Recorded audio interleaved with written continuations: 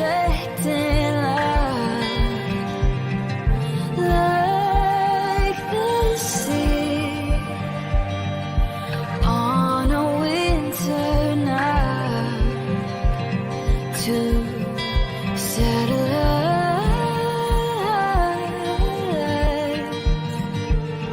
Oh, how you catch the light right before my eyes. You captivate my mind. Starlight of my life.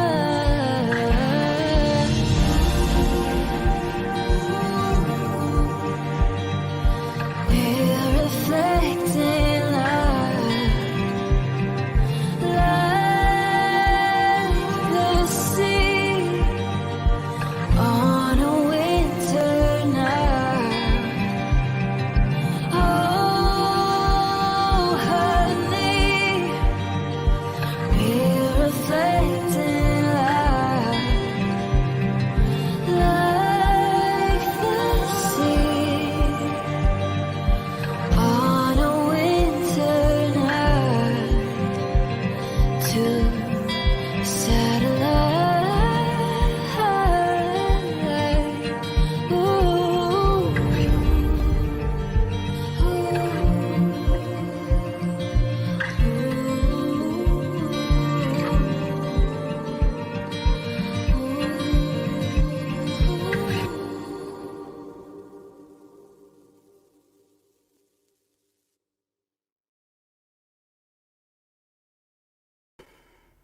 What is going on, everyone? My name is Nick, here with my co-founder, Brian Preston from Tulsa, Oklahoma. I'm here in San Antonio, Texas.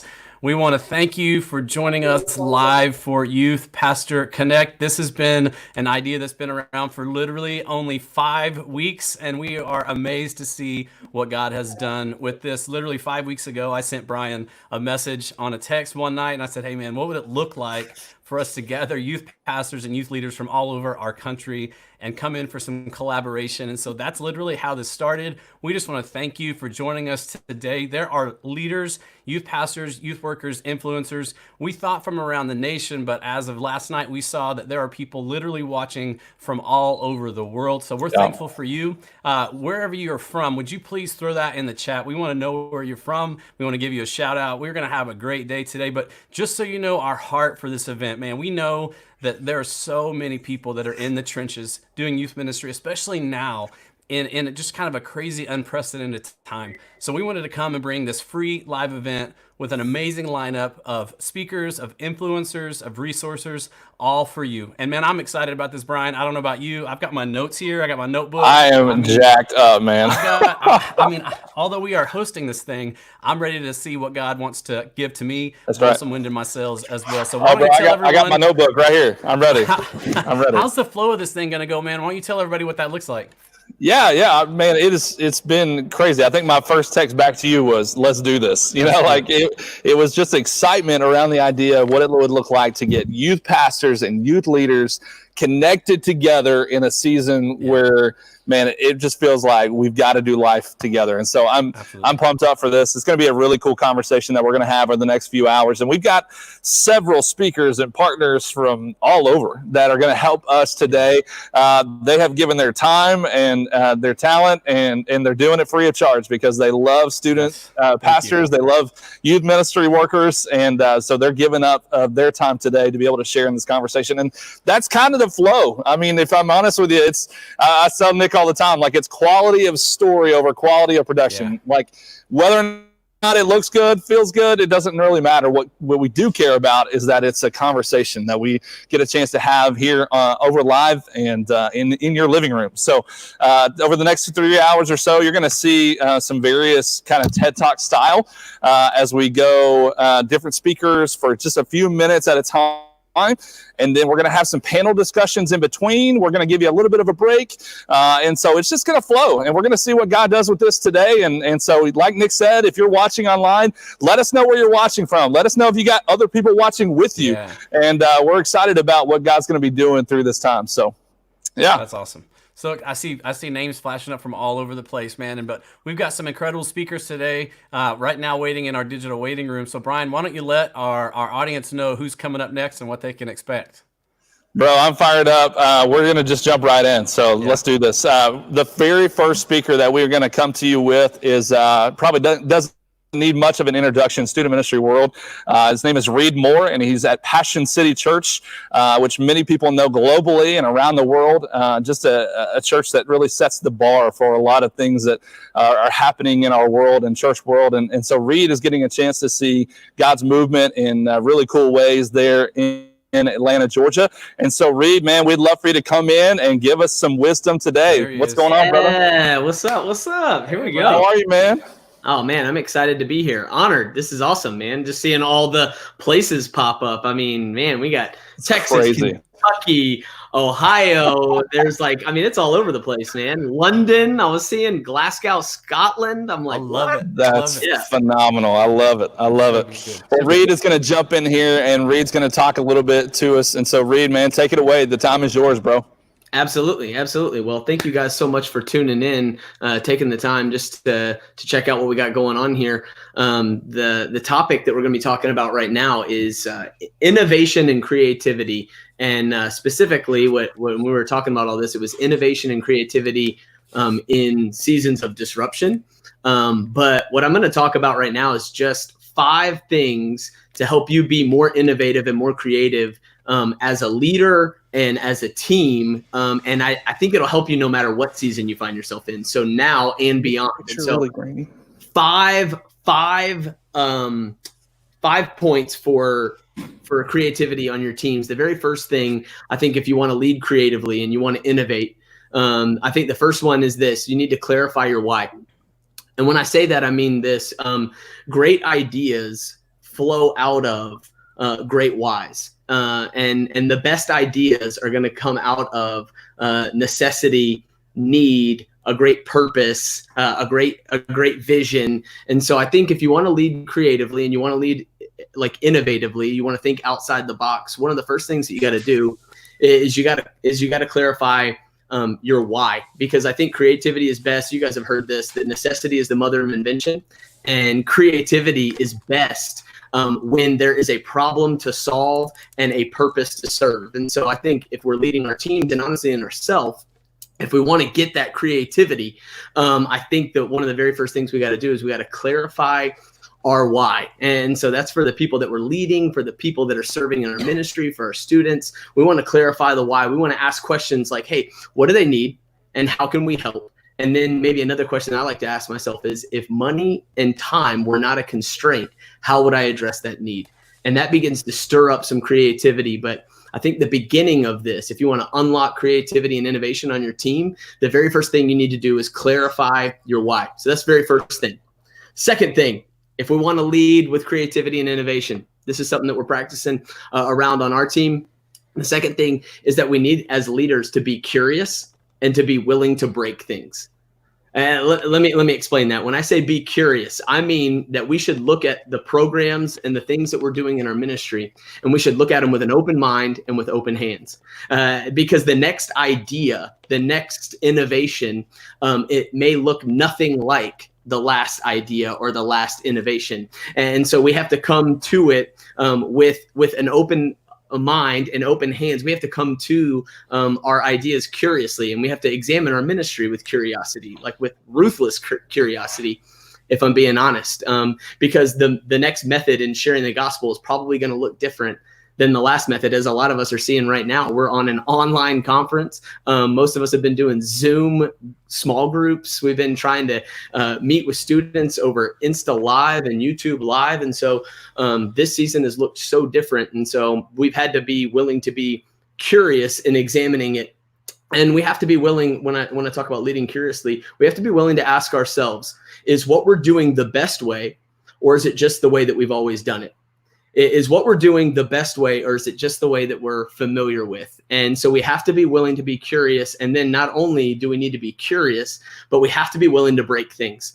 And when I say be willing to break things, I mean literally be willing to take something that we've been doing, that we've always done, and we've always done it this way, and be willing to toss it out. And so because we know that there's nothing sacred but the gospel, right? There's nothing sacred but the gospel. There's no method of doing ministry. We used to, some of us, we've done Sunday school for years and years and years, but now there's maybe something that's more effective that's come along. Some of us have been doing home groups, but we haven't been able to track it really well. And so we need to iterate, and we need to change it in order to reach a different audience, or in order to have better number count and know who's actually in our ministry. And so we have to be willing to be ruthlessly curious, and then also willing to break things down, to break down preconceived notions and assumptions of how things are supposed to be.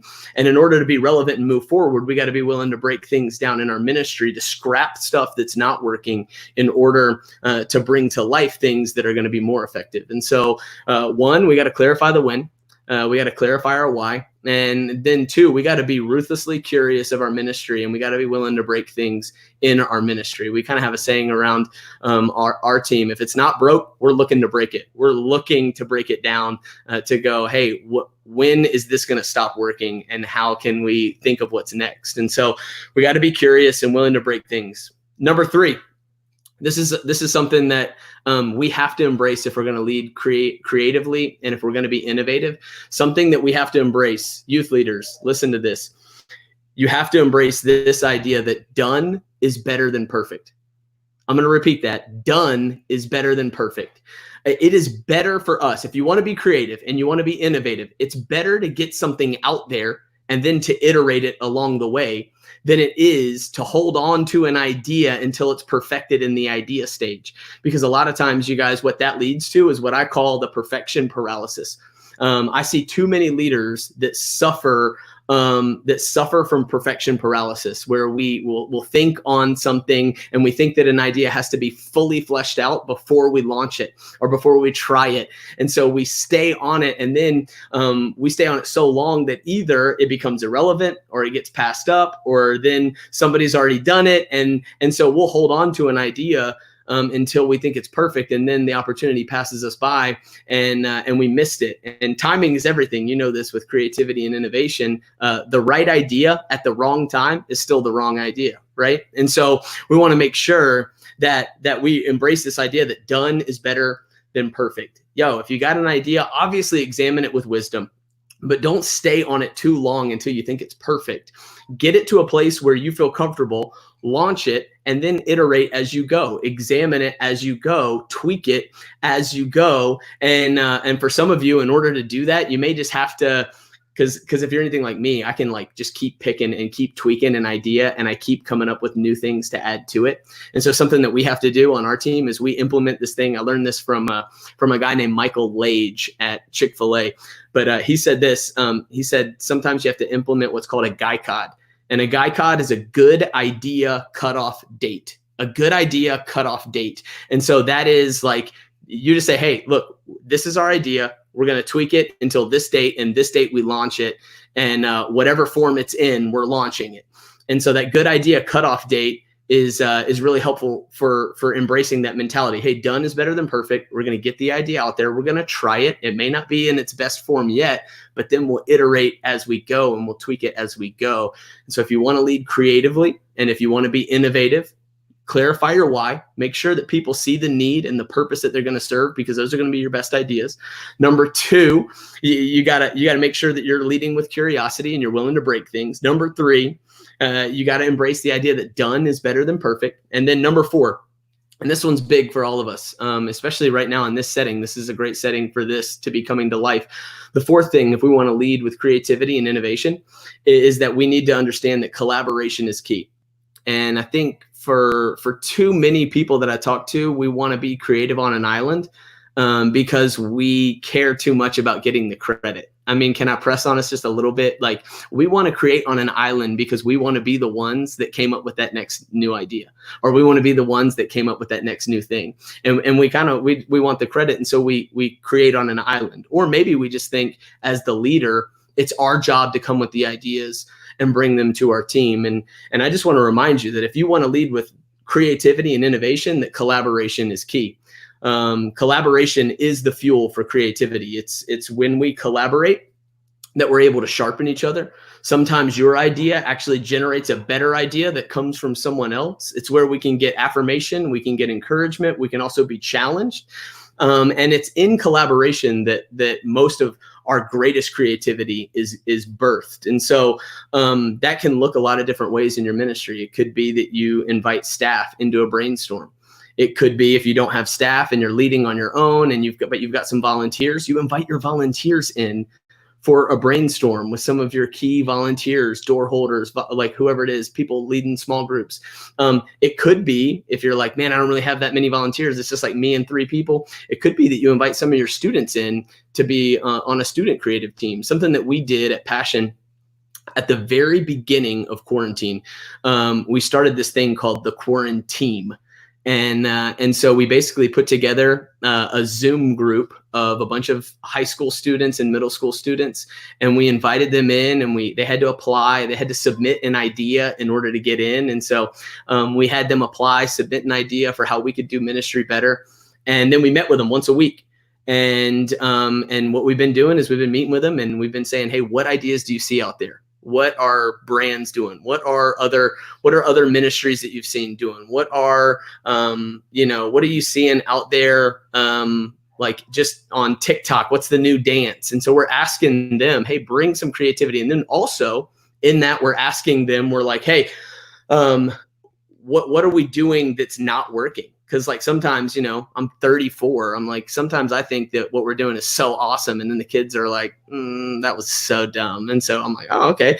And so it's good to invite the collaboration like that. And so for us, that's been a way that we implemented some creativity and we access some creativity through collaboration, was we invited our students to have a voice in that. And so one more thought on creativity. I just got to lean in on this one more time. The key to great collaboration. I just got to this is big. And hopefully you'll write this down. The key to great collaboration is that we have to die to our desire to get the credit. And if you will die to your desire to get the credit, then you will unlock the power and the potential of collaboration like never before in your team. If you care more about the best idea surfacing than your idea being implemented, then I'm telling you, you're going to unlock creativity and innovation in your ministry, because all of a sudden, like everyone's ideas are being bubbling up, and you're able to see with clear eyes that maybe there's a better idea. And so if you'll die to your desire to need to get the credit, then man, you're going to unlock the creative potential of collaboration like never before. And so that's number 4. If we're keeping count right now, is collaboration is key when it comes to leading with creativity and innovation. And then the 5th thing that we got to do and we got to embrace if we want to lead in creativity and innovation, the 5th thing is that we have to have honest assessments. We have to have honest assessments. And when I say honest assessments, I'm talking about we have to be willing to take our ideas and bring them to the table, and we have to celebrate what's good, but we got to confront what's bad.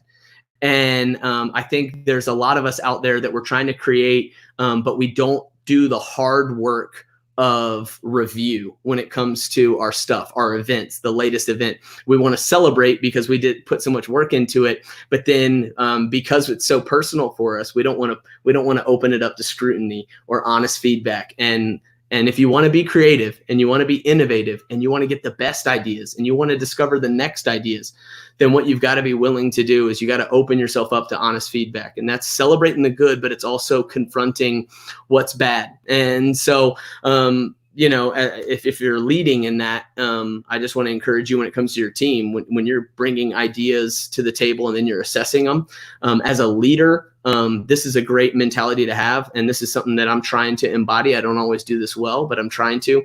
As a leader, I want to give credit generously to the people on my team. And then I want to take, take my responsibility personally. You know what I mean? Like, so I want to give credit generously, but I want to take responsibility personally. And so I want to be able to say, hey, that was my mistake, or hey, this idea wasn't that great, and I'll own that. And so, but we have to be able to honestly assess. And so something that we do every week in our team meeting, and this is just if you're looking for how to lead a creative team or how to lead your meeting better or more effectively, something that a guy named Brad Cooper, who is a legend in student ministry, he taught me this years and years ago. Brad Cooper kind of ran his meetings this way, and I've adopted it and been doing it ever since. It's been helpful for us. But we celebrate, we coach, and then we count and we assess everything else. But we celebrate first, we coach up, we own our mistakes, and then we move in through the rest of our meeting. And I see you're hopping on here. That means my time is up. Oh man, I knew I had a lot. I knew I had a lot. I had a lot, but I wanted to make sure we got that. So honest assessment's the last thing. Man. Honestly, man, what a great way to kick off. I'm sitting here writing down notes, and the whole idea behind really dying to your own desire and almost removing ego and agenda from the collaboration equation. Yep. Man, that's so good. I didn't come here to get convicted, but thank you for that. Oh, dude. That's it. That's so good, man. Reed, thank you so much for your time, man. Thank you, Brian. It's been a pleasure. We're excited about what God has in store ahead. And so with that, I don't want to delay, but we're going to bring in one of my new favorite people, Amy Jo Girardier. And she's just been incredible influencer for girls ministry and student ministry across the country, has written a lot of different material and resources that you need to go check out. But she's going to come in. She's going to talk about what it looks like to how to avoid constantly outdoing ourselves, which is a hard topic to address. I'll just say that. And so, Amy Jo, we are so thankful that you are joining us today and being a part of this incredible Youth Pastor Connect. And so the floor is yours.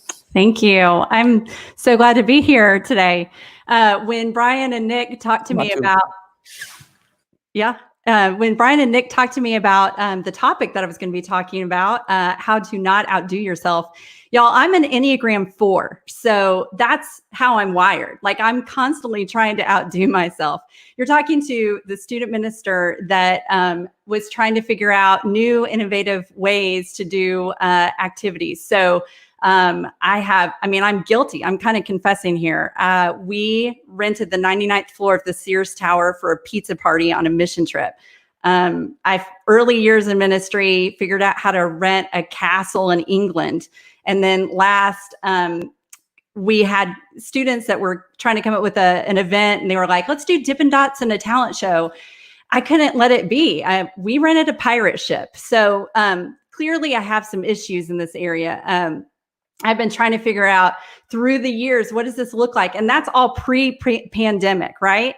So all of a sudden, we are, the church is, here's the church, here's the steeple, and then it's everybody get to your homes and stay away from people. So all of a sudden, we're in this new way of doing life. And for me, it was kind of like my bat signal. I thought, man, this is so fun. All the things we can do in our boxes. We were in our 4 corners of our house boxes. We were in Zoom frames, computer screens. Those are all the boxes that we've been in.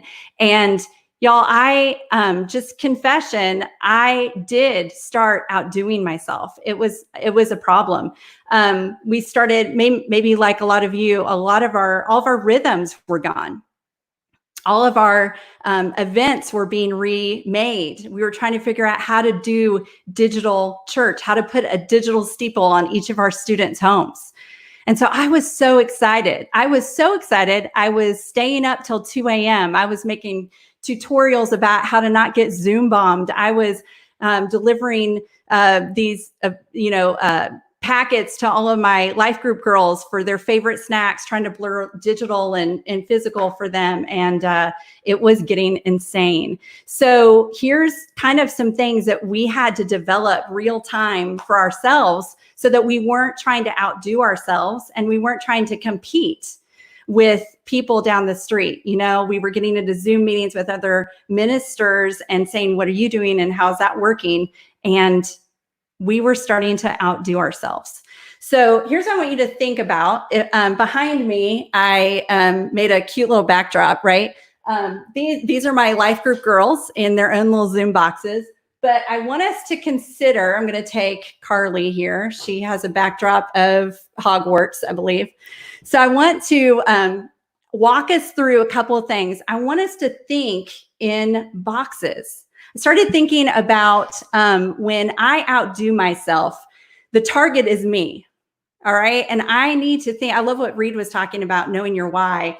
When I start outdoing myself, I realize that I'm comparing myself with me. That's my target. How can I outdo what I last did?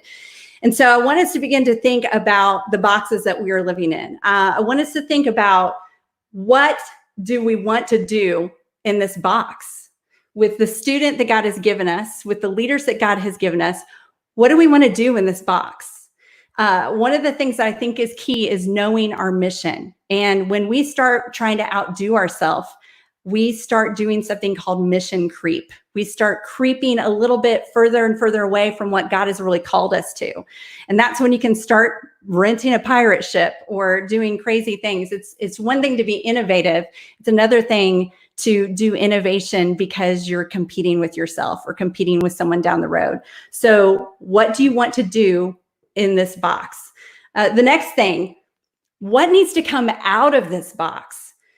So the last 8 weeks, we have been, right, as ministers across the country and around the world, we have been figuring out, what can we do in our Zoom boxes? All the games, all the quizzes, all the Kahoots, all the things. What can we do in our digital boxes? And I have a feeling that we are carrying some really heavy boxes. And we have got to figure out how to get the things that don't push us towards our mission out of that box. We have to be ruthless about our mission. For us, what did that look like?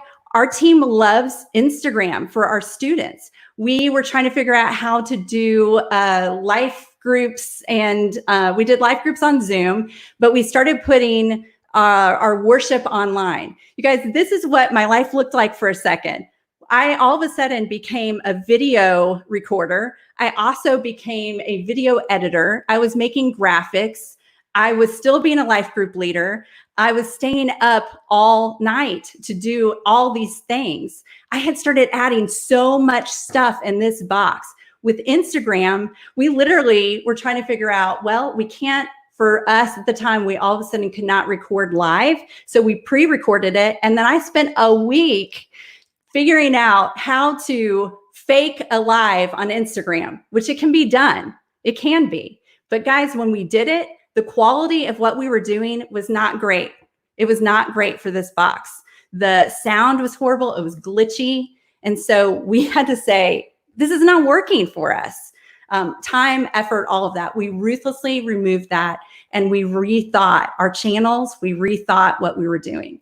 The third thing that is, and with that last one, feature creep. That's what I want you to think about. When you're doing games, when you're doing like software, developing a video game, a lot of times when you hear people talking about why the game stunk or was horrible, it's because feature creep happened.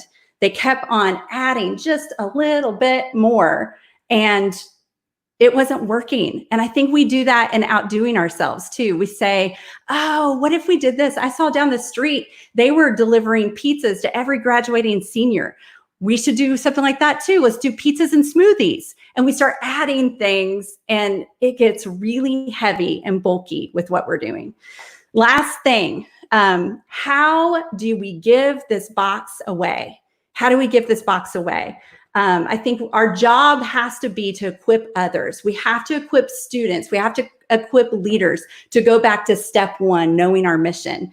One of the things that was huge for me is that I realized I'm not called to be a video editor. I'm not called to be the video producer. That was not what I did. I took that on in COVID. That's not my job description. But our intern, Billy, was able to do video, and our intern Kinsey was able to start helping me. We had leaders that were able to do graphics. We had all sorts of people that were able to do Zoom lunches. I had to give it away. So as I'm wrapping up, because I think Brian is going to come in and I don't want to get in trouble. I'm now a certified crisis school teacher. So I'm going to use my resources here. I created a little talk sheet for you guys. If you go to bit.ly and then /outdo talk, you should find a template that walks through those 3 things with cute little boxes. So hopefully that is helpful for you and maybe for your team in these days ahead in COVID and beyond of how not to outdo yourself. Wow, that's so good and so practical, man. It just hits so well. And so, Amy, thank you so much for making that deposit today. Just an incredible, hard to address topic for a lot of us that we don't want to admit. And so thank you so much for doing that. And we're going to bring Reed in real quick. And I would love to just ask you guys just a couple of brief questions real quick. And so, Reed, you made a statement talking about what it looks like to clarify your why. Yeah. What is the process that you begin with your team when you sit down, when you first start thinking about ideas? Because I just know for even my team, I go, man, we got 10 people with 10 different ideas all the time. So how do you even begin that process as you're sitting down and going, I want to clarify the why and who's in the room? What does that look like for you guys? Yeah, for us, I mean, gosh, at the beginning of each year, we kind of take a retreat and we go over our core values, our mission statement, and then we look at the programs that we're doing and we go, hey, is what we're doing still serving this need best? And so we go back and we go, hey, we want to lead students into a growing relationship with Jesus, and we want to be a family that's authentic. And so we look at those things and we go, hey, are we doing this thing effectively? And so we get away for a day and we examine our programs and see if they still match up every year with our mission and vision statements. And so, and that's kind of where we go back always to the drawing board is, man, maybe this city groups model that we were trying wasn't necessarily meeting the need that we wanted for authentic community because people weren't able to make it and there weren't new people coming in, Right. So, yeah, so that's kind of what we do each year is we'll examine and we just recast vision and have that like brainstorming session with our mission and vision. That's good. That's very practical too. And Amy, I think one of the things that for student pastors in particular, like we just have this competitive edge to us, youth leaders across the country, I think will resonate with that. And so, in the kind of the moment of looking at, how do we not outpace ourselves and what we're doing and really focusing in on the gospel, what does it look like? What's that process even begin to look like for you as you go, how do I remove agenda and ego from even the decision making or what I'm trying to do or the task that I'm trying to accomplish? Does that make sense? Yeah, for sure does. That's a difficult thing for me as well. Obviously, I shared confessions that it's hard for me. Matthew 5:16 is my go-to filter. If you look at social media, you look at all sorts of things, that's the filter that I want to put over my life and over the things that I'm doing. So let your light so shine before people that they may see your good works, but give glory to your Father which is in heaven. So I want to always remember, am I shining for me or am I shining for him? I mean, it sounds easy, but it's for sure in scripture and it's what we're supposed to do. Ultimately, I am not trying to bring glory to myself. I don't need to be about that at all. And when I do that, it's not impacting the kingdom. It's just, I get my shine and that's it. But what I think just remembering, what is this all about? It's about creating disciples that make disciples and equipping our students. So really all the time and effort that it takes to run a pirate ship, I mean, that goes in a second. So, yeah. No, totally. I think that's so good. And it's real easy to get caught in that trap. And it's not cheesy to me. I think it may be a little cliche sounding, but at the same time, it's such a good filter to go, man, is the mission, the center, the very thing that we're about, is Christ, are we able to make sure that Jesus is the center of what we're about? Yeah. And so, guys, thank y'all so much. That was brilliant. What a way to kick off as we start off today. And so thank y'all for making a deposit into the kingdom today. We appreciate y'all's time. Thanks for the invite. Awesome. All right. Well, we're going to bring Nick back in here in just a second. And so, Nick, man, what an incredible way to kick off this unbelievable day as we've been having some really good conversations. Reed kicked us off well. Amy Jo kept it going. And so I've got a whole thing of notes already going. Same. And I'm fired up, man. I'm the same, man. I'm looking down at my notes and just hearing all these ideas. I find myself relating to so many of the things that were said, and really that was the purpose of why we did this event. I think oftentimes when we, especially during quarantine, we find ourselves kind of isolated away from what's happening, but we're seeing so much more now on Instagram and social media, and we begin to play that comparison game. And I love the thought of, not outdoing yourself as Amy Jo said, but then thinking about what Reed said is when we're doing these things, really define why. So I'm like, my brain is rolling right now, just thinking of how am I going to take this and put it into practice like right now. So it's so good. I know, man, this is just a lot of information coming at us, and I think that's the thing I want to encourage everybody watching today is just keep taking notes, keep writing things down, keep listening in, and then take this today and pray on it and see what God may reveal for your own ministry. But the temptation is going to become, how do I implement? But man, there's so much good that we're learning in the process of this thing too. So Nick, man, let's keep it going. Yeah, of course. All right, so we're ready for our next session. We're going to be bringing it in. Yeah, come on, man. So session 2 now. I mean, we've had our session 1. Hopefully, man, that was like 35 minutes of incredible stuff, but we've got another 2.5 hours more. So stay with us. We are going to give you a break pretty soon, but we've got our session 2 coming in here in just a moment. We're going to have one of actually a new friend of mine as well. His name is Josh Griffin. We're going to be bringing him in here in just a moment. We're going to be talking about maintaining healthy small groups and intentional relationships. I know through this season, we've all had to move our small groups online. And if you haven't yet, that's one way that a lot of people are trying to stay connected with their students, but we're finding these different things like, Zoom burnout, man. We're wondering, how is this thing going to be sustainable? But in the midst of all this, how do we process through COVID, having digital small groups, and then transitioning into the next season of life? What is it like to meet? But I want to bring on the screen with me, if we can, Josh Griffin. Let's everybody welcome him. What's going on, Josh? How are you, buddy?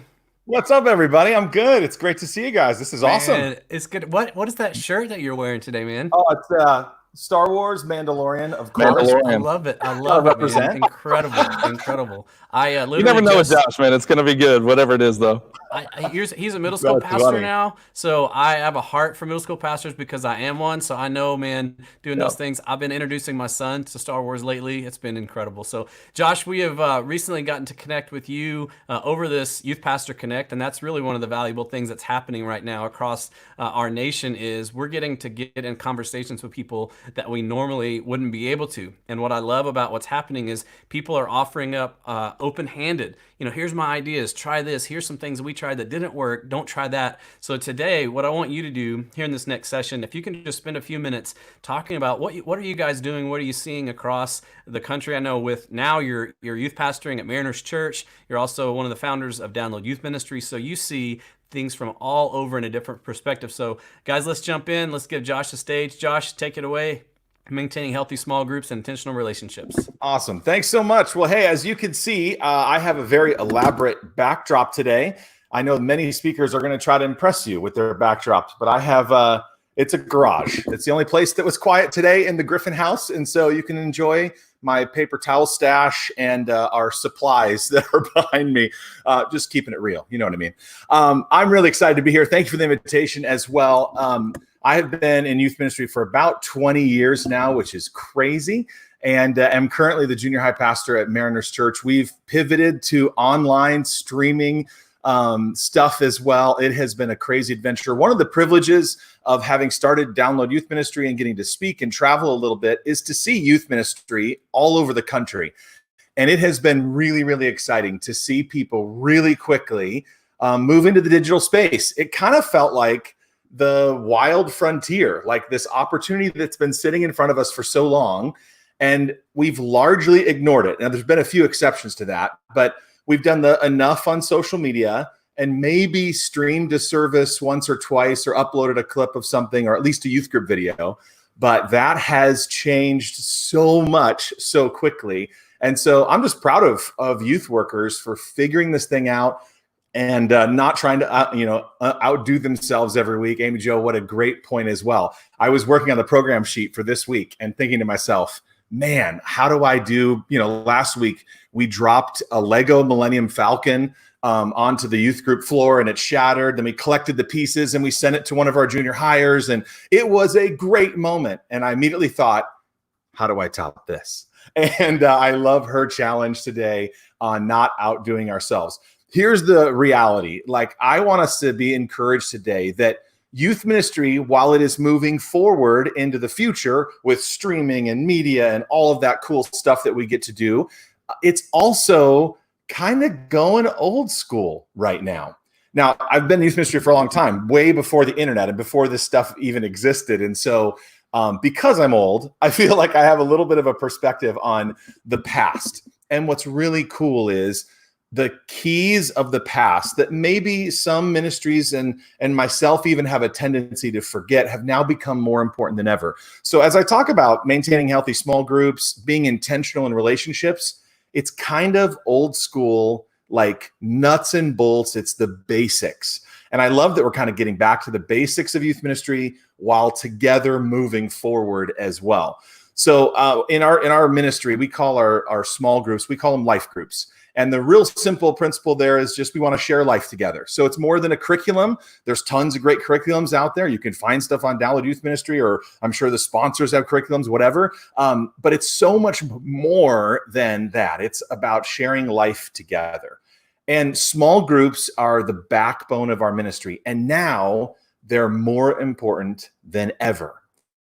So as I was kind of going through some notes and thoughts about what to share today, and honestly, what I'm experiencing right now as a junior high pastor in the pressure to produce great programs and stream something awesome and all of that, I kind of thought maybe I would challenge you with just some of the basics of youth ministry and remind ourselves of kind of those old school touches that really could be profoundly impacting as we disciple kids. Now, the whole purpose of youth ministry, right, is that we disciple teenagers. So we follow the model of Jesus. Jesus had a small group of his disciples. He was with them in ministry for about 3.5 years.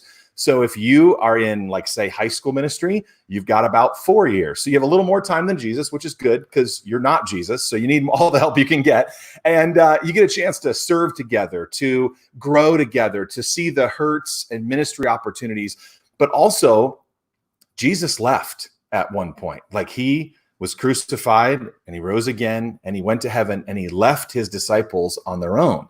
And that's precisely what happens in youth ministry. We should be empowering and training and building our disciples so that at some point they're on their own. And disciples have become the masters and leaders of the next generation. And so there's so many parallels to how Jesus ministered to his disciples and how we minister to teenagers as well. So the first thing I would do as we talk about small groups, especially in this season, is I would introduce the concept of small groups plus.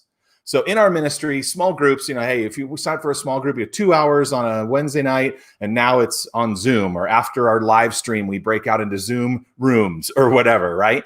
But small groups plus is just a really simple concept where you say it's more than the curriculum. It's more than the Bible lesson.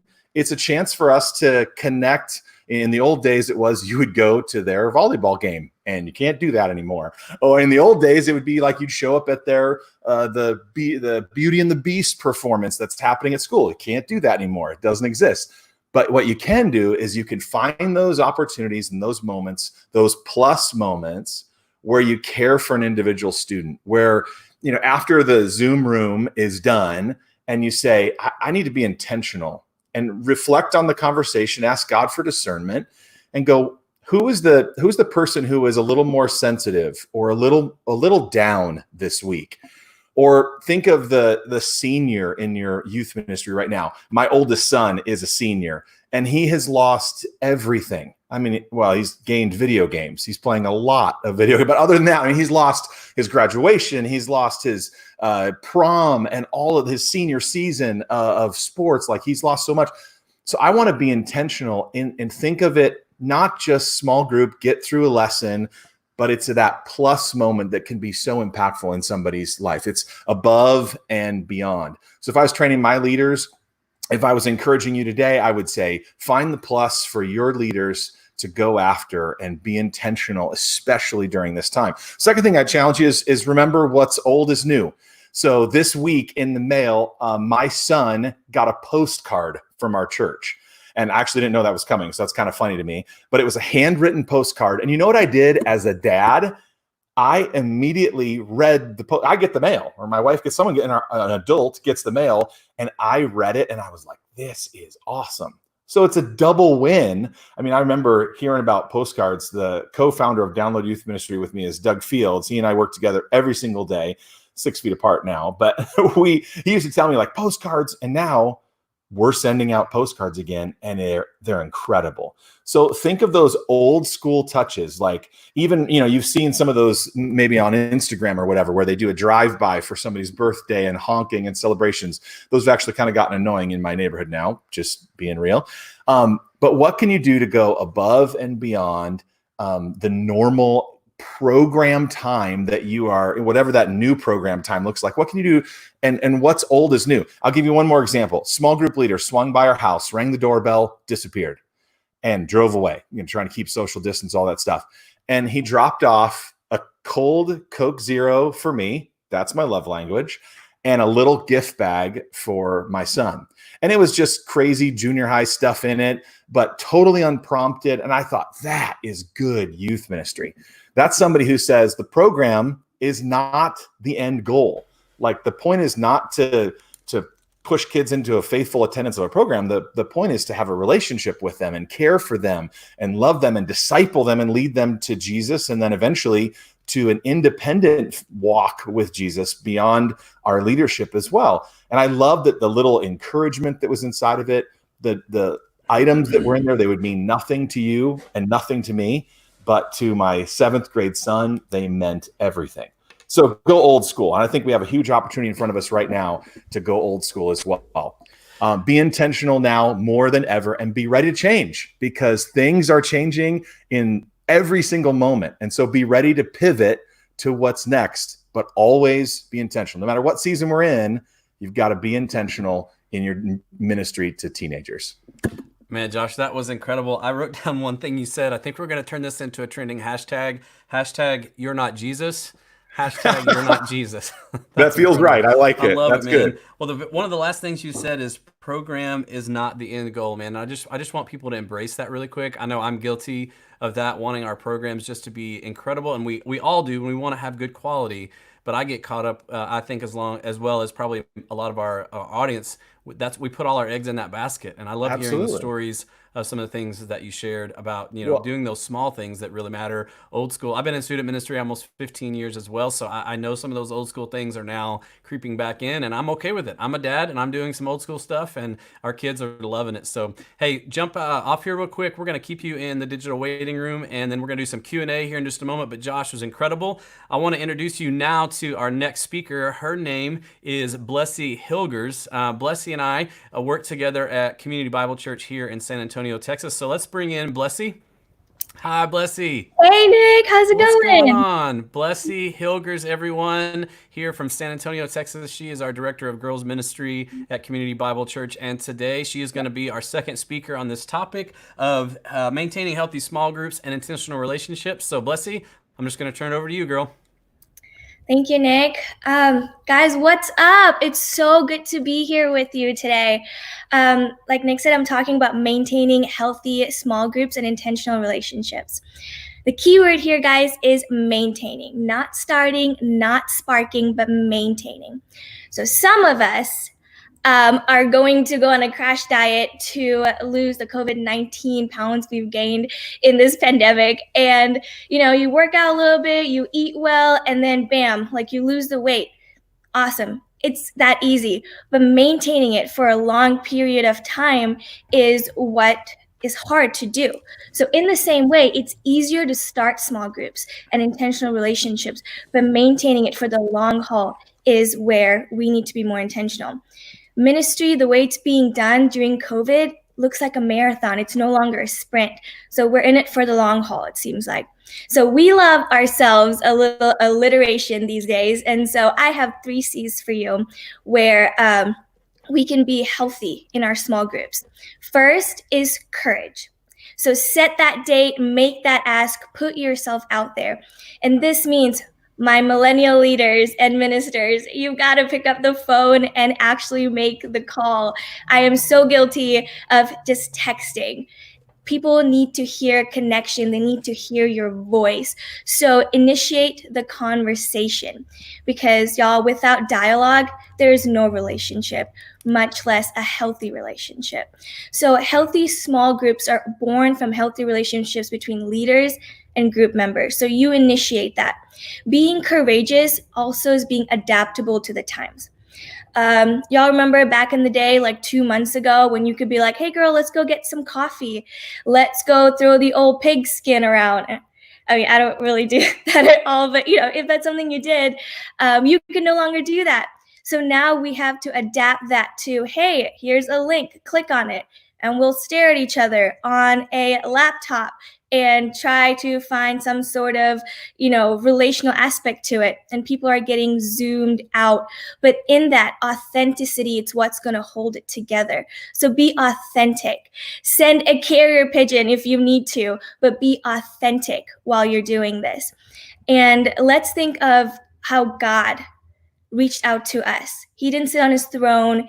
He came to earth, he sent his son, and then he made the first move. So be courageous, make the first move. And our second C is care. We're reading our Bibles, we're following theologians, apologists. We have the scriptural knowledge. But remember that nobody will care, especially Gen Z does not care what you know if they don't know that you care. So you have to care about them. And the best way to care about Gen Z, in my experience, is to ask the simple question, what do they need? Not what do I think they need? And definitely not what did I need when I was their age. Times have changed. I'm not that much removed from Gen Z, but y'all, times have changed. They need a different level of authenticity.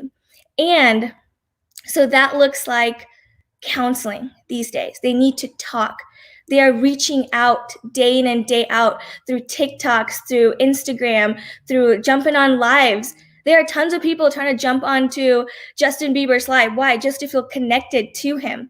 But what if the church continues to create content like this on social media where they live, so that we can garner and reroute their need for community to something Christ-centered?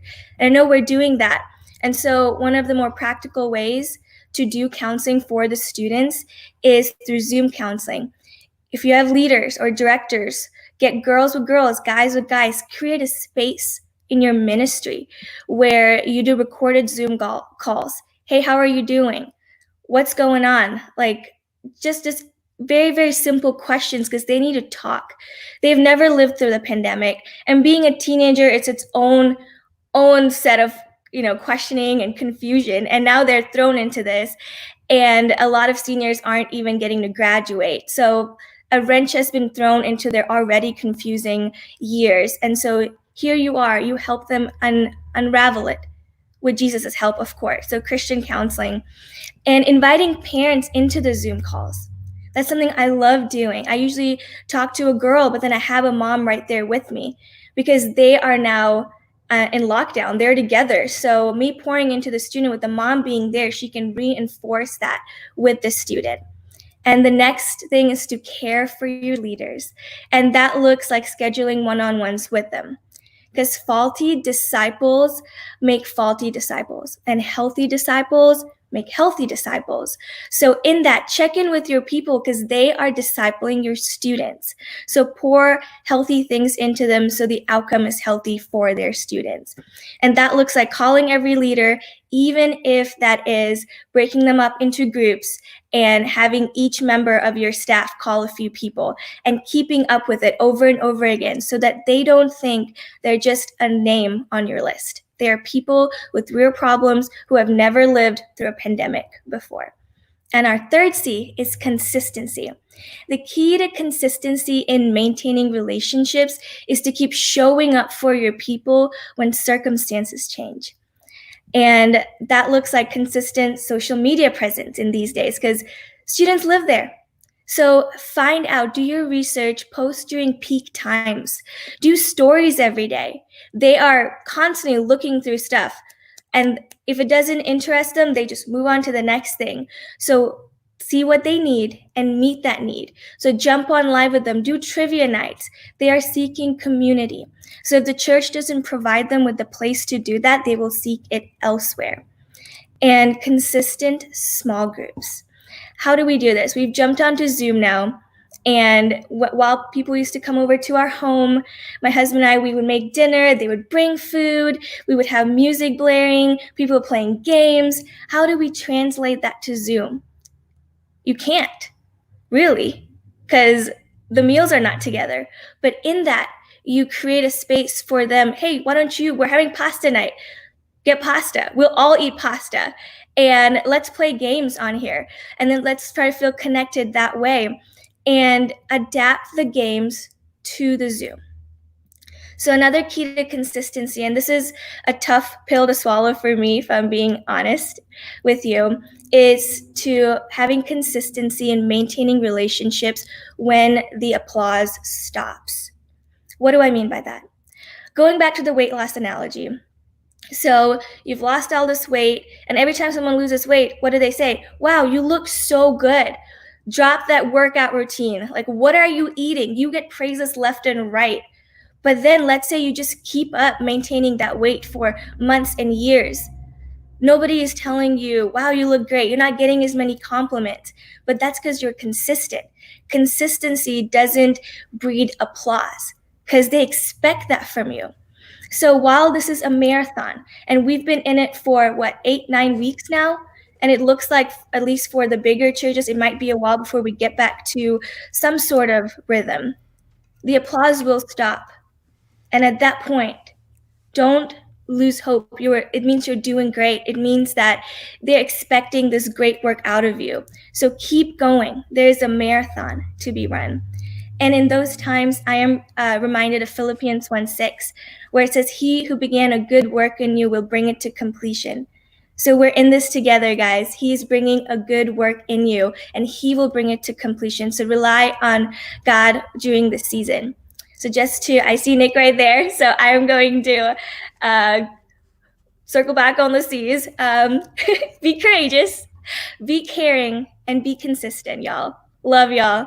Thanks, Nick. Oh, blessing. Thank you so much. And thank you for giving us the 3 C's, something easy to remember, but also so important. I wrote so many things down, and I'll get the rest of these notes from you and when we can meet again. But having courage, being caring, and having consistency in this marathon that we call ministry. I know if you're like me, when this first thing started, I was sprinting so hard. And I know that our team was just dragging, and a lot of it was because of me. I mean, I was driving so hard to make sure that we were ahead of the game, having the most innovative things here and there, and hearing what's being brought to the forefront now is it's not that programming is not important, but these things that you just shared, the consistency, the actual caring, that's just incredible. So thank you so much for sharing that. I want to go ahead and bring Josh back in for just a minute. We've got a couple of questions from the audience. There are so many questions. I don't know if you guys are seeing this, but people are loving what our speakers are sharing today, and especially in this session right here. I've got one question for you, Josh, and then I've got one for you, Blessy. So first, Josh, this is going to be difficult. How do I connect to all of my students? That was a question that came in from the audience. Do you have any advice for those that are out there trying to connect with all of their students?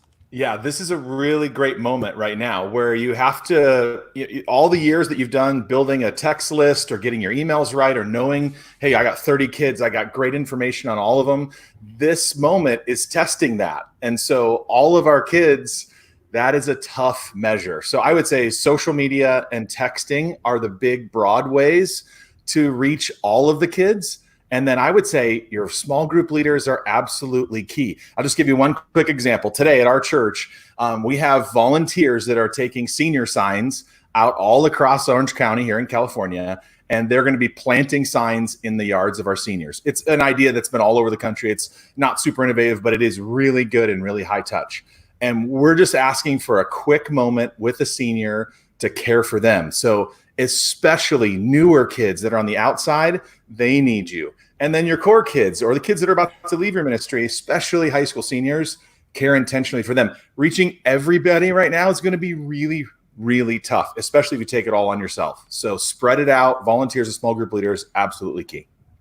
I love that. Thank you, Josh. And that's key. Someone that might have been hearing the weight is not all on you.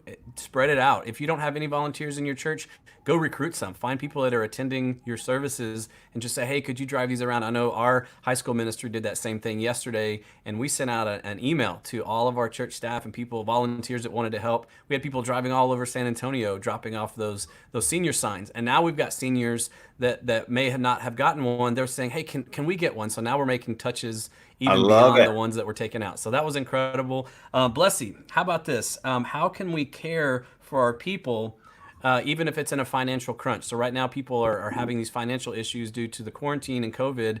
What's a way that you or that you've seen done that people are caring for one another without costing a whole lot? The best way to start off caring for them is to pray with them. Our God is Jehovah Jireh. He's the great provider.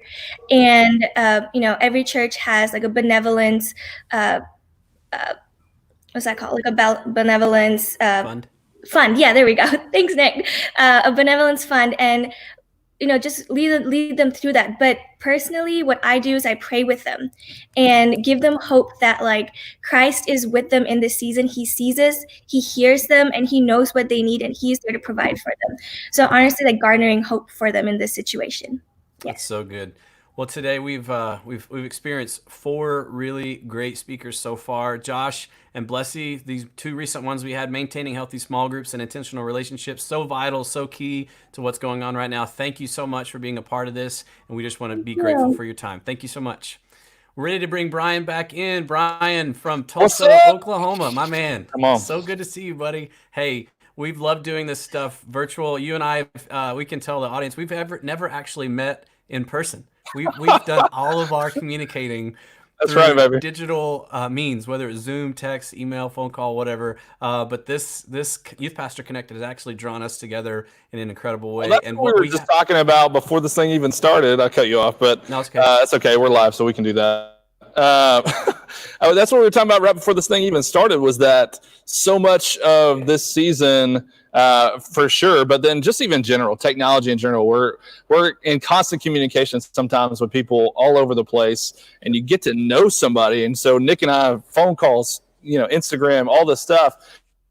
Just feel like, man, we are kindred spirits, brother. So this is where a lot of this has come out of. So I'm excited. It's been so good. I know we've got, we are tracking hard, tracking quick. We've had so much good stuff shared so far, but I'm excited for this next segment that we have. Our first panel, baby. Take it away, man. Introduce this panel, and let's bring on some youth pastors from across our country. Oh, bro, I'm fired up for this first panel. It's a group of what I just call practitioners, guys who are in the trenches, doing student ministry on the front lines, and some of them at really high capacities in terms of the size of churches, and some that are in even smaller venues. And so we're just thankful that these guys are jumping in with us today, because we're going to get a chance to hear across the board, what does it look like to have some of these conversations around student ministry wherever you are. And so I think that for most of you guys watching, whatever the church dynamic looks like, whatever the area of the country looks like, or the church size looks like, or whatever, I think there's so many practical aspects that we're able to take away.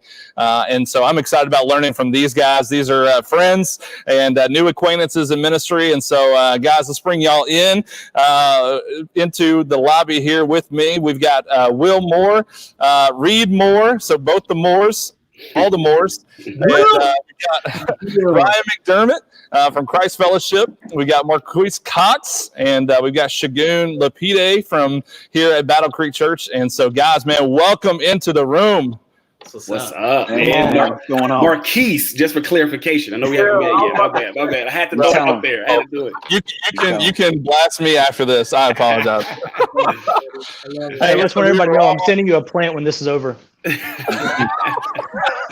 We are raw and live, baby. So no, I was just saying in the little virtual background room there, how I just wish I was in the room with all of y'all. How awesome would that be to just hang out together? But we're gonna do the best we can right here on this virtual chat. So, guys, I just want to start off with a real softball question for you. We're gonna take some time to talk about some specific topics. And when we do so, I want you to give me your honest feedback. But the first one's real simple. All right, you ready? If you, as cheesy as it sounds, if you were one disciple Jesus' followers, who would you be? Ryan, give it to me. Come on. Judas. No, I mean, right? Wow. Right out He's the juking gate. everybody. He's juking everybody. So we're gonna go. He's trying to be Ryan, humble. Ryan, that was fake humble. That's awesome. That's awesome. All right, Reed, what you got? That's his answer. All right. Man, Marquise knows this. I would probably be foot in mouth Peter. Oh, for sure. You know what I'm saying? Yeah, for sure. Bro, I resonate with that for sure. For sure. All right, man. What you got, Will? Oh, so Brian Mills, back a long time ago, he said the greatest advice I can give you right now is talk less. So I'm gonna say I'm definitely Peter in this situation right now, guys. I'm the one that, that's me. All right, Marquise. I'm gonna go with Thaddeus because no one knows about him. Bartholomew. I like it. Dude, I'm gonna go with him. Hey, I'm gonna go the opposite way of Ryan, and I'm gonna say John, the one Jesus loves. Come on, baby. Let's go. Now we're getting spiritual. All right. All right. Well, hey, let's just do this round robin real quick. So we're talking about what it looks like to fight the comparison battle. And I've been in ministry for now 13 years, student ministry for 12. And man, there has not been a time or a season where comparison does not creep in, right? Especially now in a digital age where, man, it is rampant. And so for you guys, what does that look like? Give me a 60-second soundbite each, because we got a lot of mouths to feed here. 60-second soundbite each of what that looks like for you. What does it like to fight the comparison battle in your life? Reed, let's just start with you, bro. Yeah, man. I mean, for me, I try to be thankful for what I got. I try to celebrate what you got. And if I can't celebrate what you got, then I need to stop looking at what you got. Wow, that's good. That's good. Wow. That's good. Ryan, man, what you got? Man, I think one of the blessings of this season, I think, has been, although there's like so much going on everywhere, I feel like it's been a little easier in this season not to compare ourselves to other ministries and churches, because everything is so different. Like the resources are different. What you can do in your county is different. What's going on in your state is different. And so I feel like there's just been an opportunity to kind of look at everything and go like, number one, I'm stealing that, right? Like, that's a great idea. We're about to do Spirit Week. Thank you, Read More. But you know, stuff like that. But I'm like, there's an opportunity to go, man, like everybody is on such a different page in this season. Yeah. I think we need to embrace that side of the conversation instead of going, man, I wish I had. Yeah. That's good. That's good. Marquise, what you got? Here it is, Marquise, baby. Yeah, honestly, man, I think the biggest thing is I have found in comparison that comparison leads me one of two places. It leaves me feeling inferior to others, or it leaves me feeling superior to others. And neither of those places are where God wants me to be. It's right where Reed said, we are supposed to be in a place of gratitude and living from gratitude and thankfulness and being grateful for what God is doing with our students in our ministry. That's the best place to be that you could live, because the other places, being inferior or superior, are going to leave you exhausted. Yeah, that's good. Absolutely, man. That's so good. Will, what you got, dude? That's a good word. I need to hear that. I'll be honest. My first initial, like, out of the gate response to what we were going to do is how do I one up Tim Summers in Elevation? You know, and that was my initial response. But then the Lord was like, no, like this is your people, your church, right? This is not about anybody else. What are you going to do? Right. And so the comparison for me, man, God just drilled my heart, and he says, only compare what you're going to do as I lead you and your team. Don't worry about anybody else. And then, you know, my heart with this, Brian, it's the collaboration, which is what we're doing right now, is what God has really just pushed my heart towards. Is don't worry about comparison, worry about collaboration, man. Join arms, link together. Let's do this as a capital C church and be the kingdom, be kingdom minded, and don't be focused about yourself. I love that, man. That's so good. That's good. Segun, man, you're in the context here with me, man. We've had a lot of conversations around this. What you got? Yeah. So one thing I've started to realize is that God can't bless who you pretend to be. Mm-hmm. You can only bless who you really are. Right. So if you're trying to be somebody else, one of you is irrelevant. Yeah. Like, just understand, like, if you're trying to be somebody else, one of you is irrelevant. So be yourself. And so the thing that I've realized and I began to learn and really focus on is, God, help me fall in love with the call and not the title. Mm-hmm. Because when I fall in love with the call, if you've ever been in love, like you have a wife, girlfriend, whatever, you've been in love, you understand that the initial stages of any relationship with your female, your wife, your girlfriend, whatever, is dependent on the call and not necessarily just the title. Because you were so excited to get the call, like, yo, what's up? Oh my God, my girl, like, I know you, da, da, da. All that stuff. You're so excited for the call that you worry about the title later. And I think some of us, like as pastors, we get that mixed up, that we fall in love with the title and not the call. The title can change, but the call doesn't. So, good word. So good, man. I think there's so much of the fight to take next steps. And youth pastors are sometimes the worst because we're the most ambitious oftentimes. And so just the fight to constantly move to whatever the Lord has next. And if you're anything like me, I have a hard time sitting still in general. So just being able to continue to keep moving towards what God wants, but then in that, the enemy loves to thwart off that plan. So that's so good, guys. Great insight there. I think one of the things, and if we can get some questions in the comments for these guys, we can toss a couple of these in as well. But one of the things that's just been, I think, prevalent right now for me in the season has been when COVID first hit, it was all about like, man, innovation and how can we produce the best quality of everything. And just over the course of really very short couple weeks, it was very quickly going, what's the quality of story over the quality of the production? What are the things that we need to communicate, the gospel message at its core, and then the other things that we need to communicate over just the pursuit of perfection and what it's supposed to, be this perfect bubble and always presented perfectly. And that's kind of the whole idea of this whole online conversation today is that, man, I honestly don't care, if we make some mistakes. I want to make sure that the story is communicated clearly. And so when you hear that phrase, what first comes to mind in your context and what you're dealing with right now? Ryan, jump in. Man, I think, I think when everything hit, we all shifted to like thinking about content, right? How do we get our content out there? How are we going to push this stuff out? And I think that the natural next phase of like shifting all of ministry online is like community or connection, right? So pretty quick, we all figured out how to do that. And I think where I've come to really appreciate the idea of like, it's not polish or perfection, right? It just has to be authentic, is like, if that's where our ministry stops in this season, we've missed it.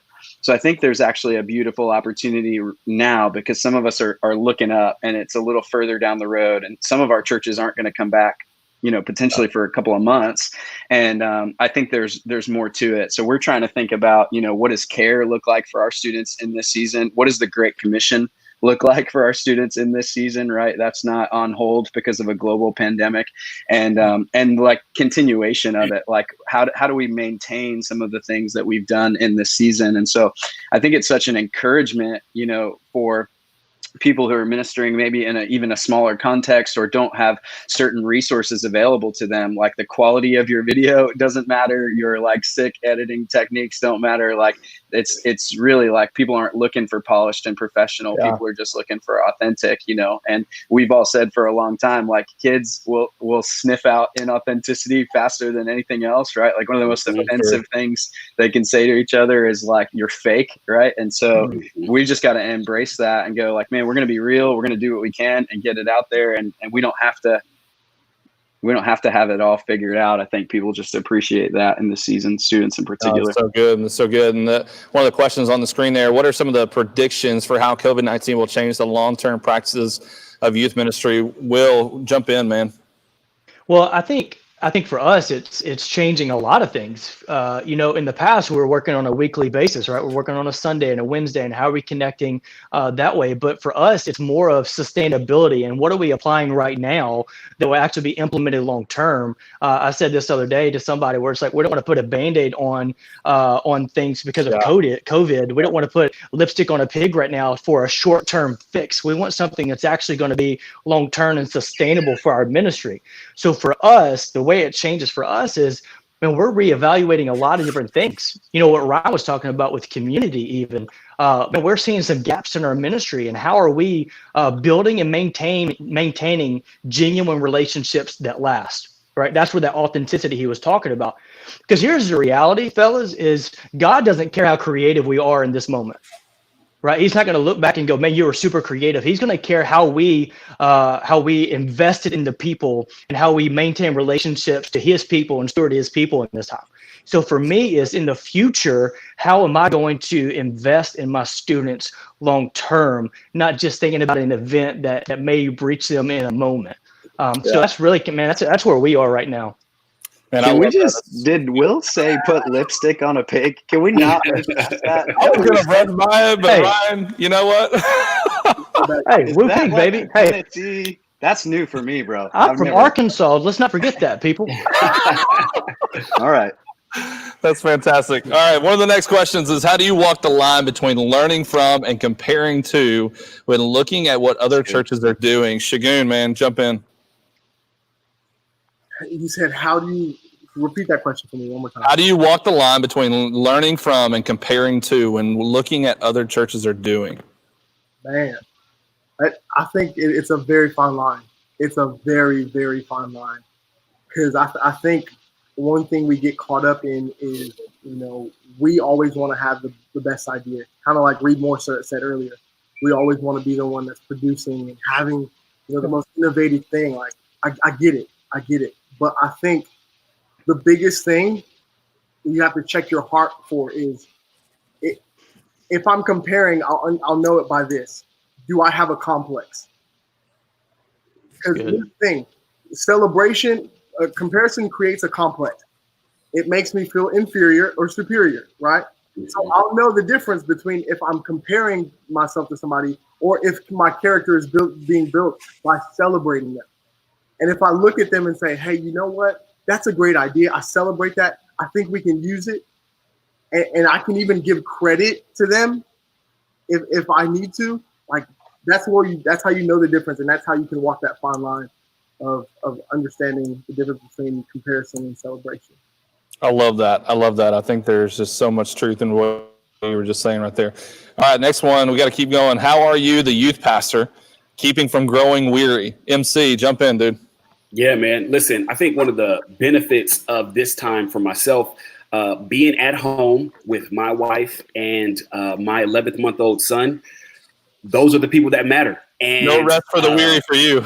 Yeah, exactly. So as far as growing weary, I am weary all the time. But it's one of those things, though. It has been such wind in my sails to be at home and spend this much time with the people that matter the most. That for me, my win and the things that the way I dictate success is when I walk through the door. It's when my wife says, like, you the man. It's when my son runs up to me and grabs me. That gives me the feeling of like I'm doing something. So for me, man, for youth pastors out there, whether you're a guy, girl, whatever that thing is that, is your first ministry. And if you're married, your first ministry is home.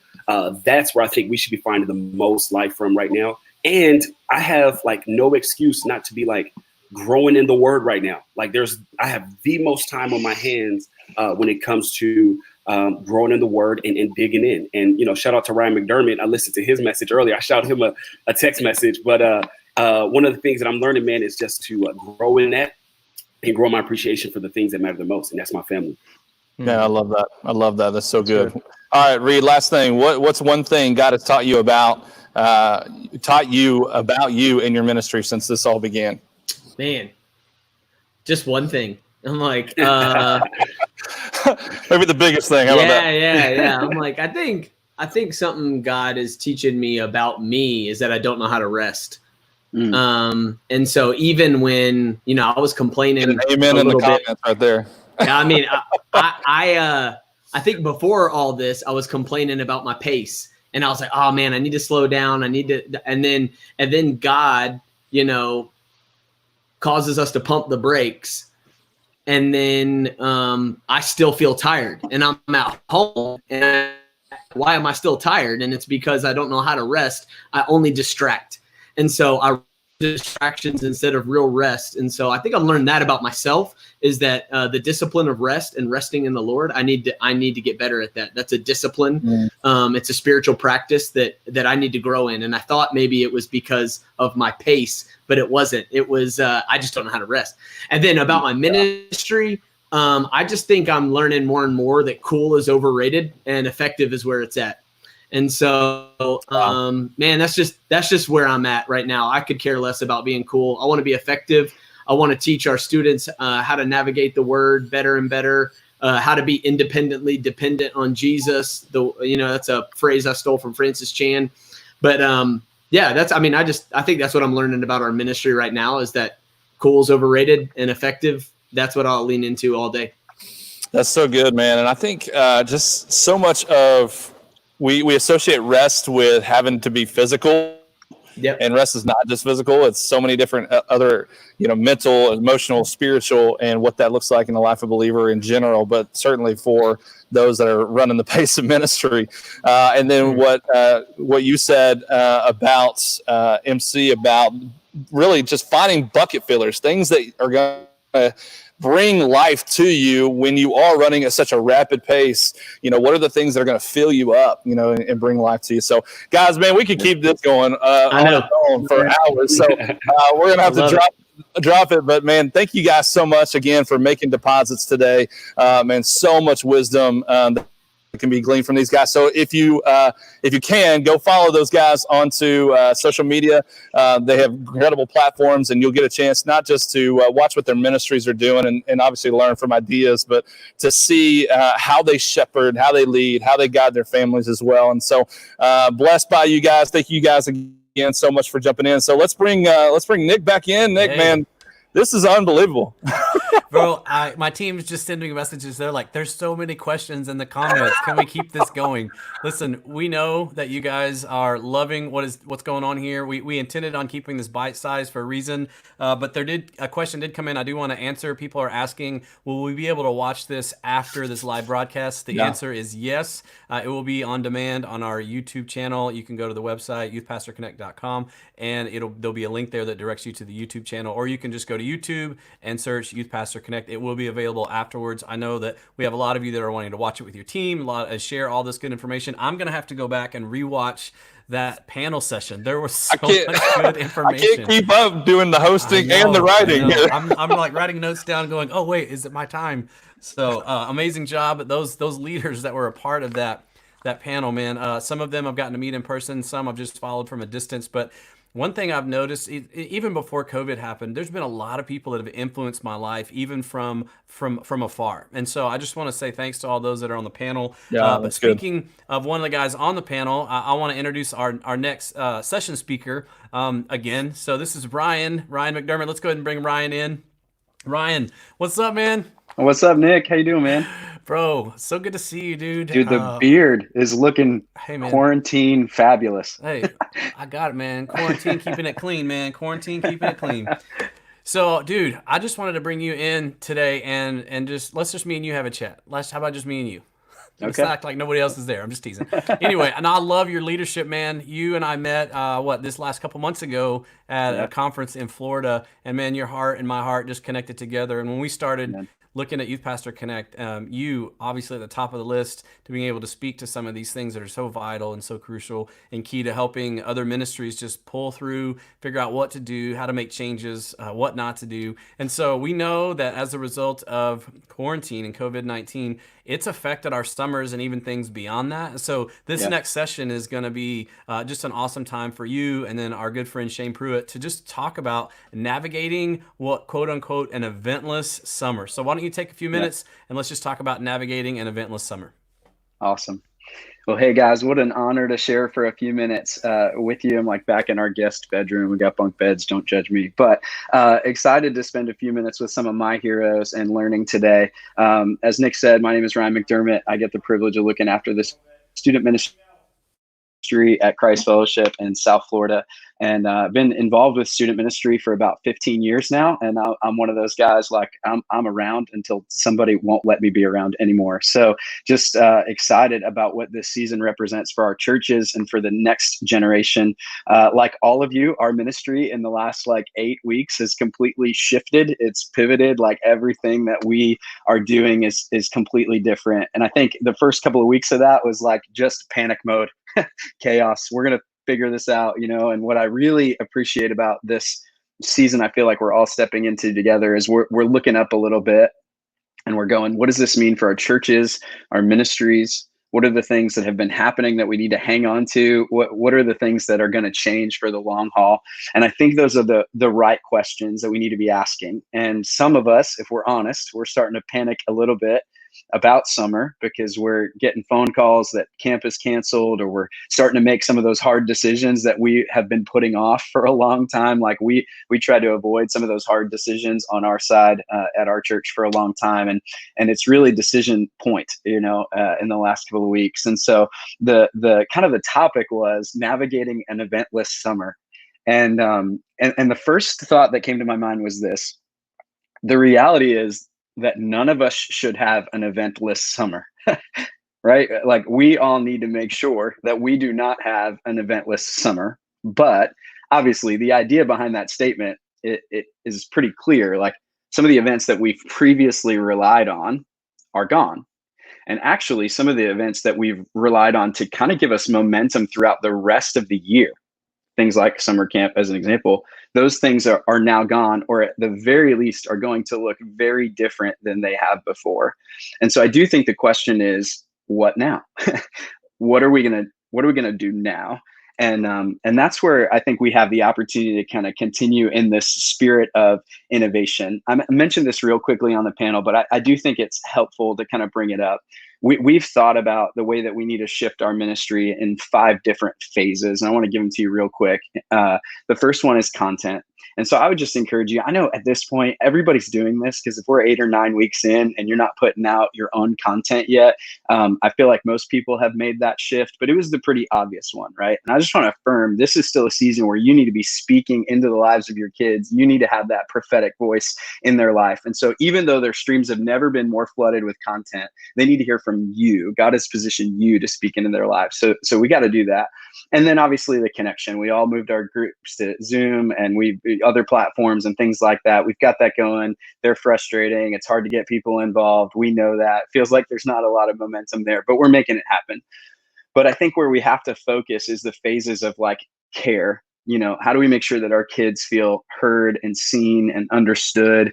How do we make sure that as they experience the epidemic of anxiety and depression, that we're ministering to them in a meaningful way? Let's not forget, like, even though we just all became like online student pastors, our call is to shepherd them, right? To care for them. And so we can't neglect that. And commission, we're starting to think about, you know, have been thinking about how do we mobilize our students to be the hands and feet of Jesus this summer? You know, how do we still help them to live on mission? What does commission look like for them? And then continuation. So, you know, what's going to change about our ministries long term? So I wanted to give you those real quickly and just re-emphasize, none of us should have an eventless summer, right? Here's what we should have less of. We should have less comparison.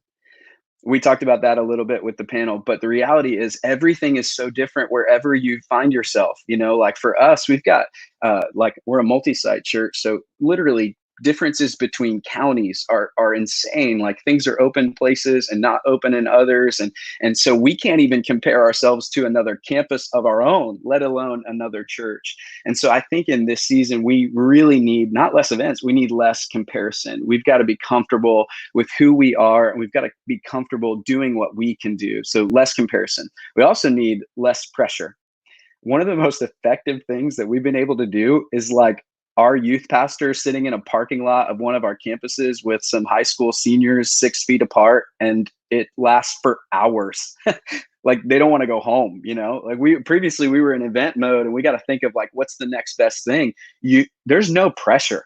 If you're like, come hang out with me, for 30 minutes or an hour, if that's available to you in your area, that's going to be a win for your kids. So the great thing is, like, the pressure's off. I don't have to program something amazing. I don't have to do that. Like, I can literally just do the easiest thing, and there's going to be some pressure that comes off, and kids are so going to appreciate that connection because they're not really getting it other places. So I would just encourage you, those simple ideas, that literally the things that never would have worked before ever. Like, if one of your youth pastors or you had said, like, hey, just come hang out with me in the parking lot for a little while, kids would be like, no, that's dumb, right? But now that stuff works. And so there's so much less pressure right now. And I would just say, do what you can, right? Just get something out there, start doing those things. So less comparison, less pressure, and less excuses. Less excuses.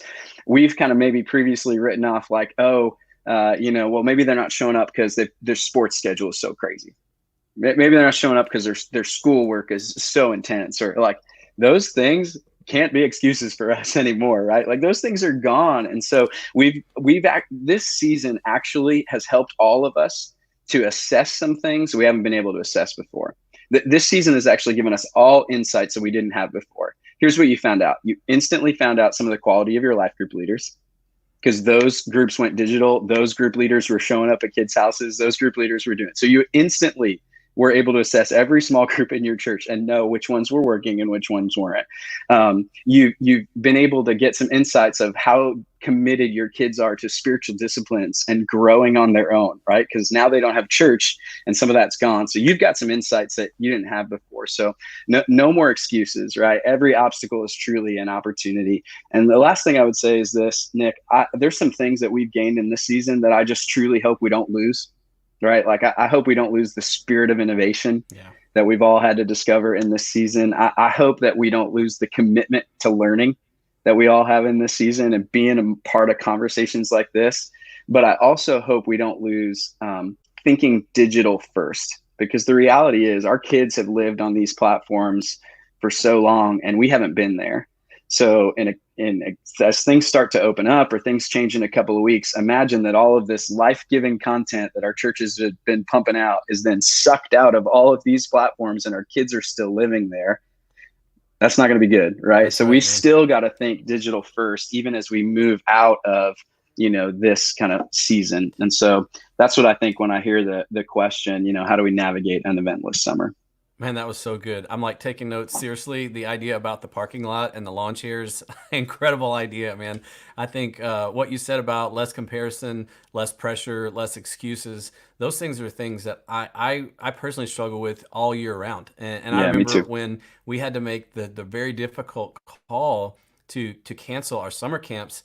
I do have to admit, there was a pressure relief off of me going, oh my gosh, we were about to have to do 2 middle school camps back to back. And although I was excited about that, I remember the day that the call was made, I was kind of like, oh, well, now what, what now, thinking through, but I love those ideas, thinking through ways to stop feeling that pressure, but now looking at different ways to navigate. And thank you for pointing out the fact that there shouldn't be an eventless summer. It's just the things that we do, that we used to do, that were called events, are now changing into other ways of making connections. So thank you, Ryan. Go ahead and jump in that digital waiting room, bro, and we'll bring you back in for some Q&A here in just a minute.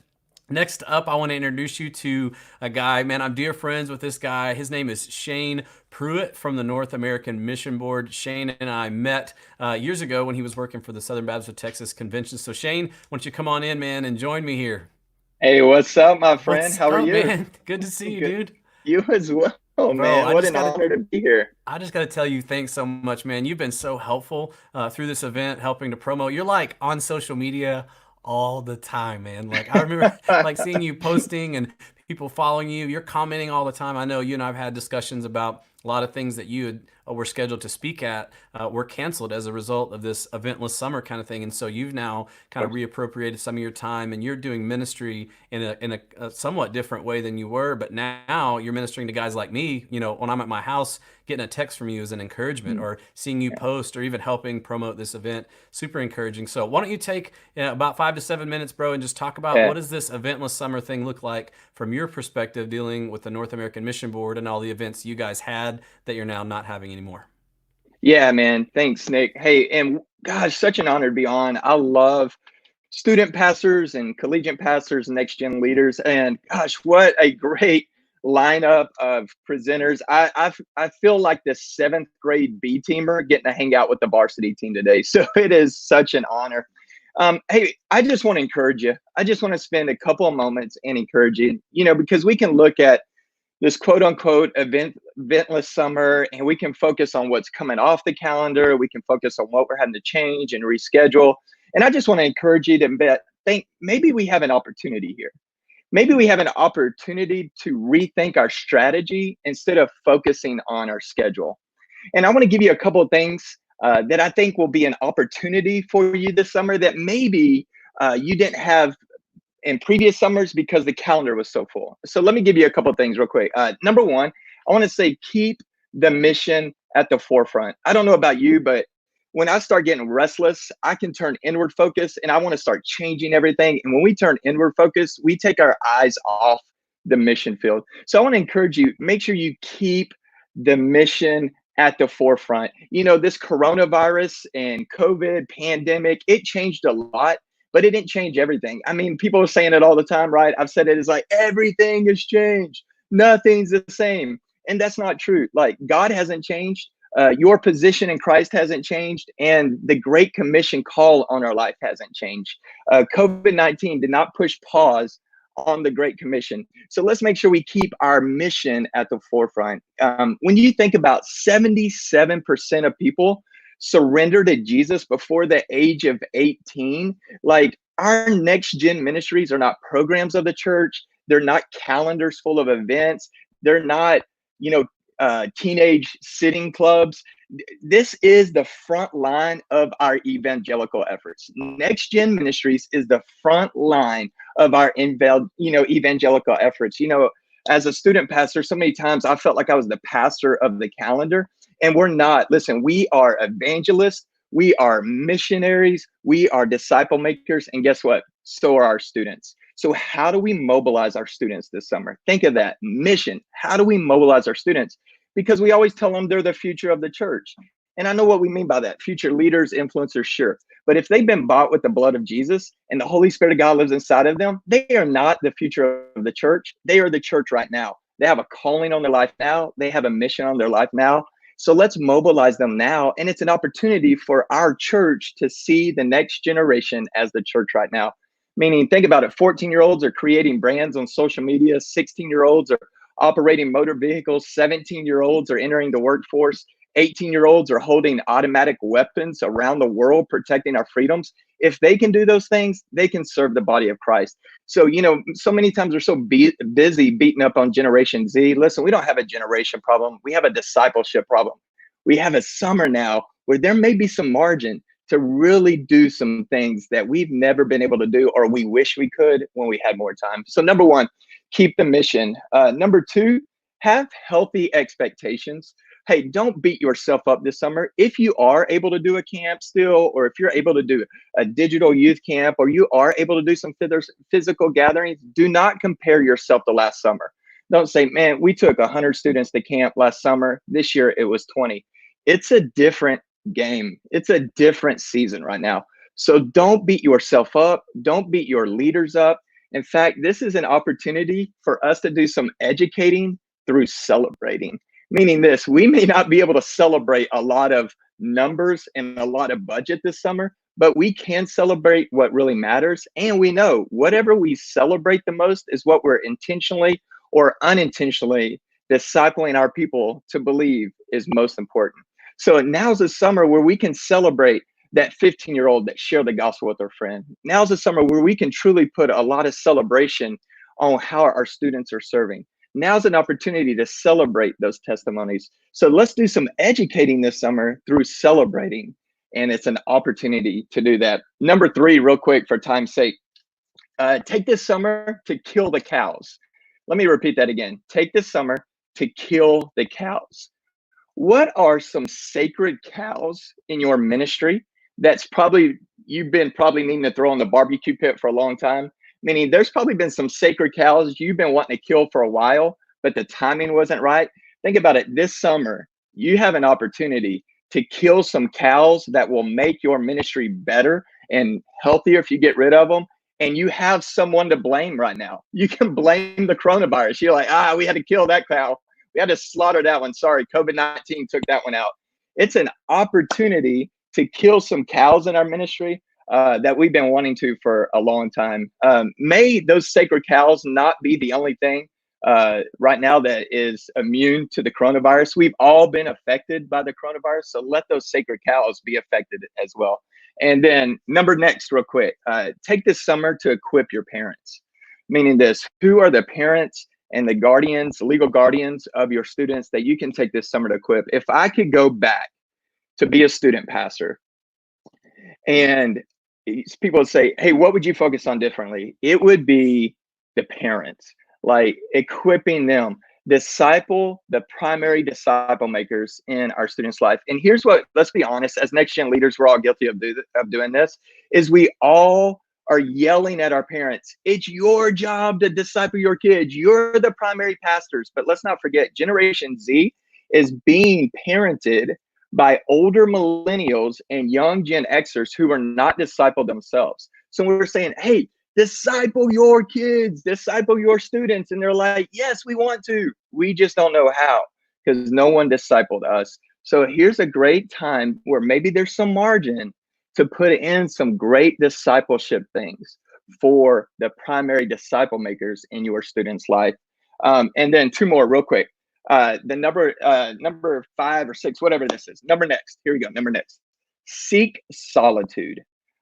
This has already been shared a little bit, but seek solitude. There's maybe some margin this summer where you can really seek the Lord in solitude. There is a vast difference between solitude and isolation. Solitude is intentional time with the Lord in word and prayer where we grow spiritually. Isolation is unintentional time by ourselves where usually sin grows. Whatever our weaknesses, temptations, lust, anxiety, depression, like isolation is like fuel and steroids to that.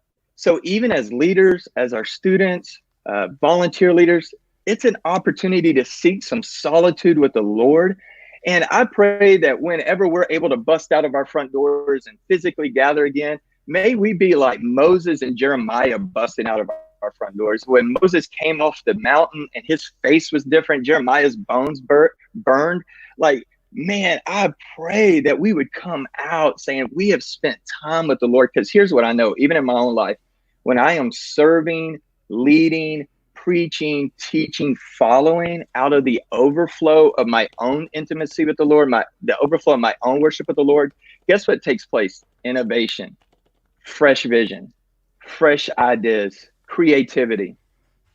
All of that is an overflow of intimacy with the Lord. So seek solitude. And then last real quick, don't rush back to normal. Meaning this, we are so busy going, I can't wait to get back to normal. I can't wait to get back to normal. What if the last thing the Lord wants is for us to go back to normal? Because at the end of the day, we don't need normal. We need revival and renewal. Yeah. So what can we do that's abnormal for the glory of God this summer? Thanks, Nick. Man, Shane, so many good things there. I want to point out something you said. I mean, in the midst of all of that, I've got notes and notes and notes. We've been doing this with all of our speakers, but something you said that I don't know if I've heard yet today that spoke really to me was don't compare yourself to last summer. I needed to hear that. I think probably most of our audience needs to hear that, because even when we do start doing some things, we know that families are still making decisions on what they're going to allow their students to come to or not come to or whatever. So when we start making our way back into normal gatherings or whatever modified normal gatherings look like, thank you for saying that. Thank you for giving us the permission just to not feel that pressure, to not compare ourselves to last year's numbers or last year's budget. So super good stuff, man. And what I want to do, real quick, if you'll stick with me for just a second, I want to bring Ryan back into the conversation, and we're going to do just a little bit of Q&A. I want to say this Q&A is going unbelievable. If you've been watching the chat and the comments, it is just flowing. So guys, I know we're not going to be able to answer everyone's question today on this event. Everything's bite-sized, but we do have 2 questions. one for you specifically, Shane. You said something about killing the cows, and I think this is funny. We've referenced pig skins with Blessy. Will said putting lipstick on a pig, and now you're saying kill the cows, so it's all about the animals today. Can you give us any specific things? I know that it'll be in context to everyone's ministry, but do you have any specific things that you would recommend people like, or ideas of things that you've seen people doing away with because they feel like it's not relevant or they don't want to move forward with it? That's good. Yeah, man, you're right. All these animal references, PETA would not be happy. All right. So, yeah, man, maybe it's like we've been, had so much pressure put on us, maybe as next gen leaders in ministry, to do everything at the building. And maybe for a while we've been wanting to move more things out of the building. Now's an opportunity to say, hey, listen, we have to move things out of the building. It's out of necessity. And maybe those are things that can stick in place. And so maybe we've been wanting to do that for a while, needing to do that for a while. Now's a perfect opportunity to radically change some of those ministries to be more outside of the building. Yeah. That's good, man. Good word. Yeah. Ryan, for you, I know you talked about something to do with, you now figured out which small group leaders were effective and which ones weren't. So the question here is, what's the best way or something you guys are doing to help equip and shepherd the leaders to be more effective disciples, even during a time that's a little bit challenging? Yeah, it's a great question. And we're learning. We're trying to improve on this every week. But I think one of the things that's been helpful for us is we're keeping all of our team meetings. We're keeping all of our volunteer huddles. Like every week, we're adjusting what it is that we're training on based on what we're seeing. And we're seeing actually more engagement with our volunteers showing up in those meetings than maybe they even did physically because they could slide into service late or anything. And so we're just kind of updating our training stuff in real time. I feel like that's helpful.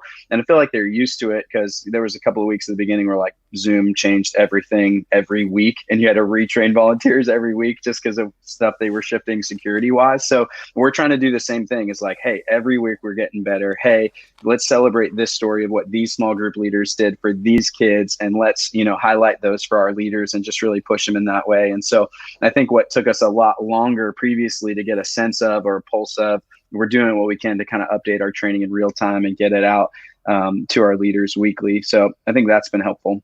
That's good, man. Well, Shane, Ryan, I want to thank you so much for your time. You guys have been gracious. I know that our viewers have learned so much. I've learned so much. So I want to thank you guys for your time. We appreciate you joining us today. Love you, man. All right, we are going to bring Brian back in. Brian, join me here on the screen. Man, are you kidding me? Like every session that we finish, I'm going like, I know. I can't wait to go back and watch this, man. We're gonna go back, and that's been the question that's been repeating. People are asking, are we gonna be able to watch this afterwards? Yes, of course. You can find it on our YouTube channel, Youth Pastor Connect, or you can go online, youthpastorconnect.com, and find it there. But Ryan, we're not done. Ryan, we still have like sessions 5, 6, and 7 still to go. So, man, we are like a little over halfway through. But Brian, why don't you go ahead and throw out our next topic and our next speakers? We've got some good stuff coming at you. Yeah, thanks, Nick. I'm probably fired up for this more than almost any other, and not to say that anything has been lacked in any regard. It's all been fire. Shane, man, such incredible practical truths, and Ryan just navigating what it looks like to continue to be effective in ministry. So good. I'm fired up for this next kind of session because we're going to kind of deep dive a little bit on the mental. And what I mean by that is talking a little bit about what it looks like to have sustainable mental health in the midst of ministry. I always used to be a guy who was kind of threw off the vibe, oh man, that just is all in people's heads and they're not really dealing with it. But man, it's prevalent. And I'll be honest, like a few weeks ago, I was found myself in a place of just going, man, I feel like I finally hit an anxiety wall in COVID about 6 or so weeks in, and there's just so much pressure and so much thing that are warring against us. And so I think this next session is going to be really effective for a lot of people. And so with that, I want to bring in two friends of mine. One of them lives right here in Tulsa, Oklahoma, and the other is a really good friend of mine that has been such an example to me in ministry. And so Ben Trueblood, Zach Workin, come on into our lobby here. And what's up, fellas? What's going on? What's up, man? Yes. Good. We're hanging in there. All right, man. Well, thank you guys for being with us today. Like I said, we're talking right now about what it looks like to kind of maintain mental health. And so you guys serve, not only have served in different student ministry capacities along the way, but now serving with LifeWay students and helping resource and equip and walk alongside of youth pastors. And so I couldn't think of any two better guys to walk with us through this topic. And so y'all jump on in. Let's do this. First off, thank you, Brian and Nick, for the invitation. And Zach, it's always good to see you, buddy. Hey, man, always good to help out from the workshop. Everybody got the wood backgrounds. If anybody needs any tools to put together their pallet wall, let me know. Yeah, We've been relegated to the garage office. Yeah. You've got garage office. I've got cave office. I love it. And here we go. Well, I just want to say a couple things. This topic has come to mean a lot to me. And normally in a conference talk like this, you would take the first few minutes to build rapport and then be able to jump right in and say things. We don't have the luxury of time. So I want to just jump right in, and I want to challenge you with this thought, youth pastor and leader. I want to challenge you with the thought that you may not be as healthy as you think you are. I think we have the tendency, it was said earlier, to live by distraction instead of rest. I believe Reed said that earlier. And I think our tendency as leaders is to run and keep our own health on the back burner or not even on the stovetop at all. And so I want to begin with the challenge and with the thought that you could just carve out a few moments around the idea of you may not be as healthy as you think you are. I was watching a video earlier this week from Brian Loritz, and he made the statement that we all have the embryo of disqualification within us. And that statement struck me so hard, and it goes right along with this idea of you might not be as healthy as you think you are. And I want to be really clear to each and every leader that's in this room. You need other people. You need community. You need what I'll call pals. You need your pals works. You need your group of friends to walk with you in ministry. A phrase that we use often when Zach and I talk about these kinds of things is you need someone who knows your context but is not in your context. Somebody that you can talk to and be transparent with, that you don't report to or that doesn't report to you. That can't fire you for being honest. That's right. Absolutely. Somebody who knows your context but is not in it. So Proverbs 27:17 is a passage that's familiar probably to everyone who's watching right now. And it says, iron sharpens iron and one person sharpens another. And here's the key to this process. If we can fold this passage of scripture into what it means to have a community of people around us, iron sharpens iron, and so one person sharpens another. And two knives don't sharpen each other. What sharpens is a file and a knife. So that means that you need to have people in your life in order to follow this passage, in order to become sharp. You need to have people in your life that can be this file. And if you've ever sharpened a blade before, what you'll notice is that when you run the file along the blade, a dust is formed. And that dust is actually the knife blade coming off. It's being removed. And so we need to give up part of ourselves in order to be sharpened. We need to have the vulnerability to put ourselves out there and be willing to give up in order to be sharpened. Now, the key there is that the person who's holding the file must be someone that we can be transparent with, where there is max trust that we know will file us out of love and acceptance no matter what we tell them. Yeah. That if you open up the deepest, darkest secrets of your life, that you know the person sitting across from you with the file is not going to ban you from community, but instead is going to welcome you with love and sharpen you to be a better person, a more healthy person, and a better follower of Jesus. And let me be really clear right here on this point. People that you gather with and talk ministry, people that you gather with and talk shop, people that you have amazing conversations with about creativity and ministry innovation, people that you gather with and talk ministry philosophy and theory. If it never gets past that, then that's not community. That's people talking about work. And so I want to challenge you. If you look around in the relationships that you have with other student pastors, people that know your context, if you never get past the talk shop moment, then that's not community that's going to help you get better as a person, not as a pastor.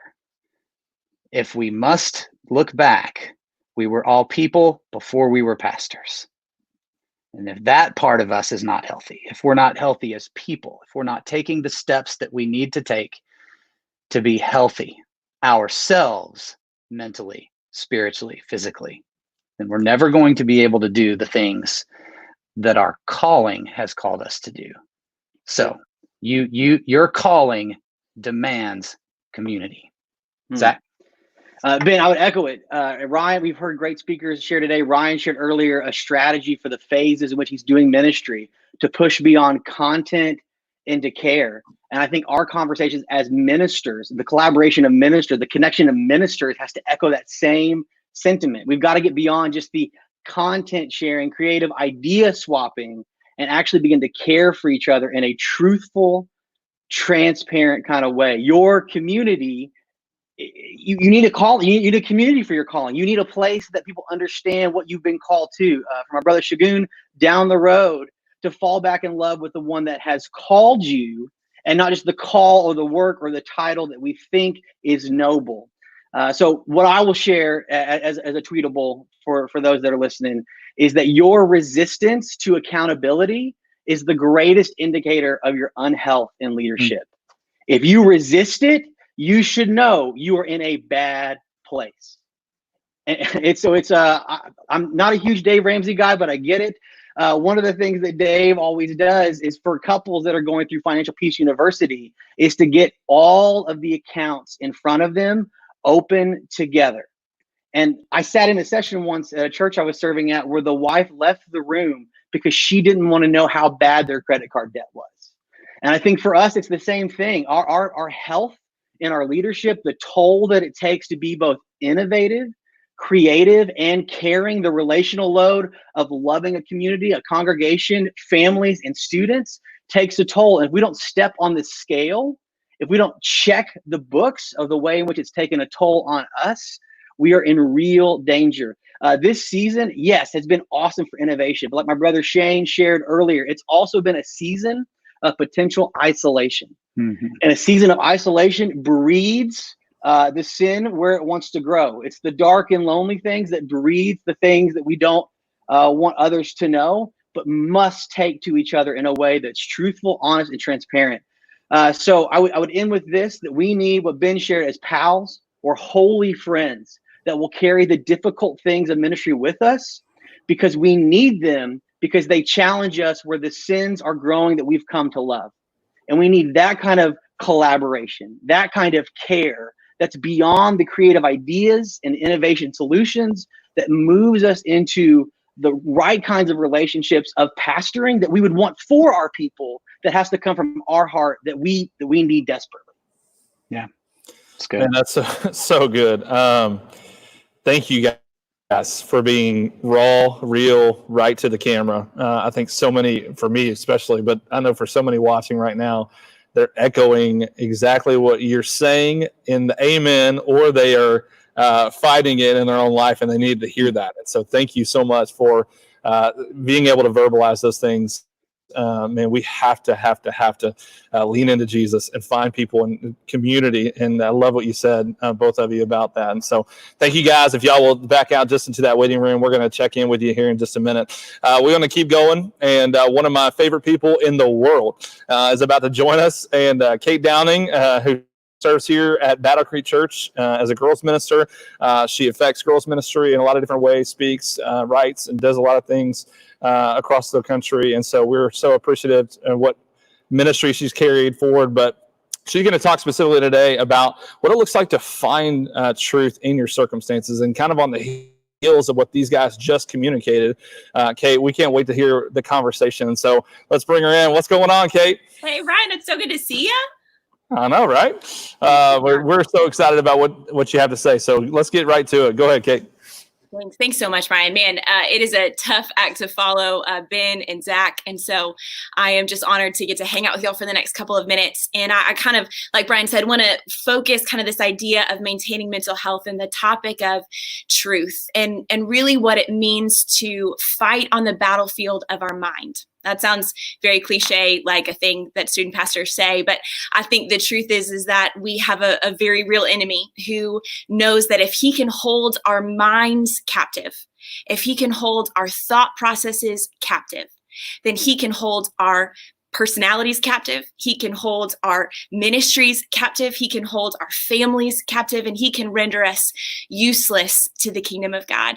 And so if we can begin to fight well on the battlefield of our minds, then we can begin to live and to walk in the freedom and the peace that I believe Christ died on the cross so that we might experience. And so over the next couple of minutes, we're going to talk about this idea of what it means to fight well on the battlefield of our mind, what it means to stand in truth in the middle of circumstances that tell us that everything is going wrong, that there is no hope. Oftentimes when I think of this idea of mental health and fighting on the battlefield of our minds, I think of the story of Elijah in 1 Kings 19. We're all very familiar with this story that just before it, you see Elijah standing in front of 450 prophets of Baal and literally he calls down fire from heaven and God moves and works in this incredible way. And we see Elijah enact justice on these prophets of Baal and he like slaughters them. And it's this crazy thing I would totally watch as a movie. But we see this and we're like, man, Elijah, what a man of God, like what a prophet of the Lord. I want to be like that. And then just a few verses later, we find Elijah in the middle of the wilderness, running for his life, exhausted and at his end, so much so that he's literally saying, God, just take me. I can't do this anymore. And we look at that story and we think like, what happened? Like 4 seconds ago, you were doing great things. Like God was using you in big ways. And I think the same is true for us, that we see God move at camp and we see God move in the middle of our Zoom Bible studies. And we see students cross over from death into life. And we see parents, relationships be restored. And we see families come to know Christ. And we see God do all these incredible things. And then we become exhausted and overwhelmed just hours and days and weeks later that we just come to the place where we're like, God, I just can't do it anymore. And I think the reason why Elijah came to this place and why you and I so often come to this place is because of what we find out just a few verses later in 1 Kings 19, when God asks Elijah, what are you doing here? Like, what's going on? Why are you here? And Elijah says, God, I've been zealous for you. I have done all these things for you. But God, I am alone in this. He says, God, I am alone left. And I think that's the very same lie, honestly, that you and I believe, because what we find out later in 1 Kings 19 is that God says, Elijah, you are not alone. I have saved aside 7,000 men who haven't bowed their knee to Baal. Like you are surrounded by people who are around you, just like Ben and Zach were saying, you were surrounded in a community of believers. But Elijah had begun to believe the lie that he was on his own. And when you and I begin to believe that lie, or the lie that we're alone in our sin, or we're alone in our struggles, or we're alone in ministry, then I want you to know that we become useless to the kingdom of God, because the enemy is holding captive our thoughts, and he is holding captive our emotions and our words and our actions by simply bringing that lie into our minds and us buying into it.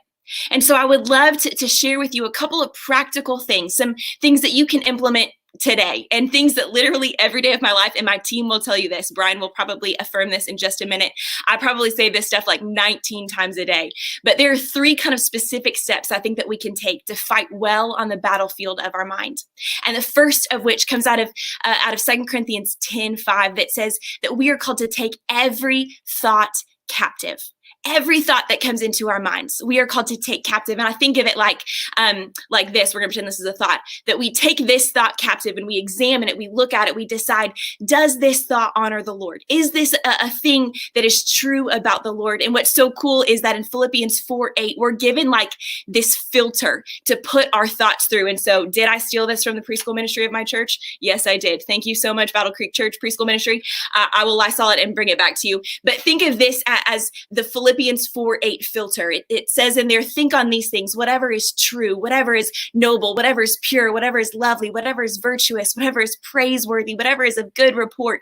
Think on these things. And if we have a thought and we take that thought captive and we begin to put it through the filter of Philippians 4:8, but it doesn't fit through what is true, if it's not true of who God says we are in him, if it's not true about who Christ is, maybe you're feeling lonely like Elijah today and you just feel like you're in this alone in the middle of isolation and quarantine and ministry and all the things.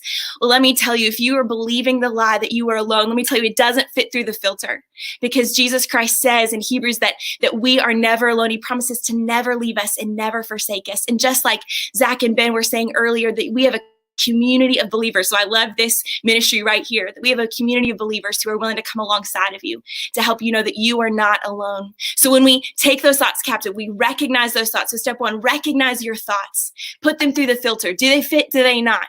If they don't fit, then the second thing is this, then we're to take that thought and confess it to the Lord. God, I confess to you that the lie that I've been believing, that I'm alone. God, I confess to you that I've been wrestling with this sin for so long and I've thought I've been alone in it. God, I confess these thoughts of comparison and these thoughts of condemnation to you. God, I confess them to you. I lay them down at the foot of the cross. And then we replace that thought with one that is true. It's not enough just to confess it, because that thought will come right back in the next 3 seconds. We all know that. But when we can replace that thought with something that is true, true from God's word, true from the community of believers that God has put around us, something that is true, noble, pure, lovely, virtuous, praiseworthy, of good report, then we can begin to live and to walk in that Romans 8:6 freedom that says, for the mind that is set on spiritual things, it leads to life and to peace. And when we can fight well on the battlefield of our mind, recognizing our thoughts, confessing those that don't honor the Lord, and replacing them with things that are true about who Christ is and who he says we are in him, we can begin to live in the life and peace that Christ offers us. So I'm really excited. My prayer for you guys is that you would begin to walk in that freedom as you fight well on the battlefield of your mind today. Thanks, y'all, for hanging out with me. This is such a cool thing to get to be a part of. That's so good. Kate, awesome. Thank you so much for sharing that. Let's bring Ben and Zach back in for just a minute. And guys, I just want to kind of ask a couple of questions as we close down this particular section. One of the comments made was, how do you keep hope in your call when it seems like all the weight is on you? I think we can all be honest and say that student ministry brings pressure, and maybe more so than a lot of other opportunities within the church at times. And so with the tremendous weight of pressure that already exists, and then also fighting against the comparison and everything else that you walk through, what does it look like to keep hope in your call when all that is on you? Zach, jump in, man. Yeah, man. So I think I would offer to those that are listening that the hope in your call is different than the role you've been tasked to do. So some of the things that were shared earlier from the earlier panel, Segun really painted it well between call and caller, or the calling. Your title, your job, your role is going to change. I think there's some leadership strategies, tactics, practices of spreading out those responsibilities. I love what the guys shared earlier about you don't have to do this alone. I think in this season of innovation, it's really easy because we want to run fast. We want to run alone. And so it becomes more and more of the bottleneck of I have to get done. It's on me. But the best leaders are the ones that are able to take what is happening, working, doing, and involve folks to their strengths. And so the calling is just remaining faithful. And I think a lot of times we get really conflated between what I must get done and who I must be. And so I think in the next season, the great challenge for us is not the great work I'm going to do, but am I going to be the deep, good, right, faithful person with all that I can in my own discipleship, and from that overflow, lead in the ways that I know to be important and true because I've discerned it.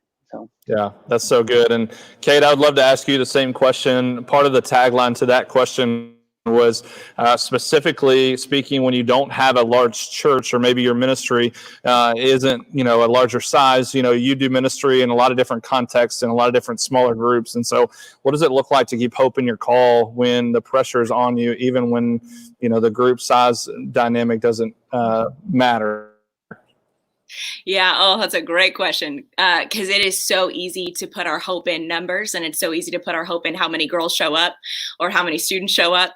But I think that the beauty in something God's honestly been teaching me a lot lately, that you see in Hebrews, is that Jesus is called our hope. It says that we have this hope who has gone before us, the hope and anchor of our soul, that he has gone behind the curtain, that literally Hebrews describes Jesus as our hope. And I think so often we put our hope in things.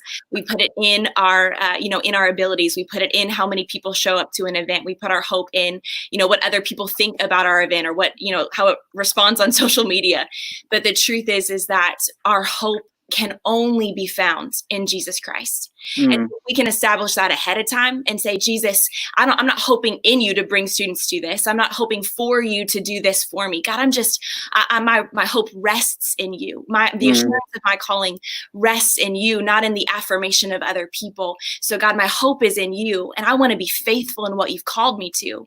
But my hope is found in you, not in any of the things that we so often put our hope in. Now, let me say, I'm still learning that, but that's something that God has actually been teaching so much lately. Amen. Ben, last thing real quick. I noticed in the comments earlier, somebody saying, hey, how can I find, some of these pals and guys to rally around me when I don't have any in my context? You guys work for an organization that obviously reaches out to youth pastors and loves on, not only through LifeWay students, but Youth Ministry Booster specifically, Zach. But Ben, what's a way for maybe we can either drop in the comments, or maybe you can verbalize right now, for us to be able to engage some of those who feel like they are isolated and alone right now? Yeah, man, this is why Zach and Chad Higgins, if you guys know Chad, originally created Youth Ministry Booster. It's why we wanted to be connected and bring Youth Ministry Booster a part of LifeWay, because we had same DNA to see youth pastors connected with other youth pastors that know their context but aren't in it for the sake of relationship and soul care. That is it. And so that is, some people have a network of youth ministry people in their area that they're able to connect with and do this. Some have met people through the years in ministry that they're able to do this with, and others feel like they're on an island and no one is around for them to do this with, to have community. And so that's why we have Youth Ministry Booster. And so that's where I would point people to be a part. If you're having trouble finding those kinds of people, then that's why we have that platform and that network of student pastors. Additionally, man, like we find hope in that. I mean, Kate articulated it so well. We find hope in this moment when we don't do it alone. It's good. So good. Well, guys, thank y'all so much. I think this is a weighty, but such a needed conversation. And so thank you guys for being willing to address the hard things and jump in with us today. So appreciate you guys. We're going to let y'all go ahead and back on out, and we'll see you hopefully soon. Let's bring Nick on back in real quick. And I just want to let everybody know real quick that we're going to take about a 5-minute break. Is that right, Nick? That's right. 5 minutes. About a 5-minute break, and we'll let you guys, use the bathroom, grab something to drink. We've got about 2 or 3 more sessions left, and so we're excited to finish this thing out strong. We've got some really strong people left, so you don't want to miss. But take a few minute break, and we'll be back here in just a moment. That's good.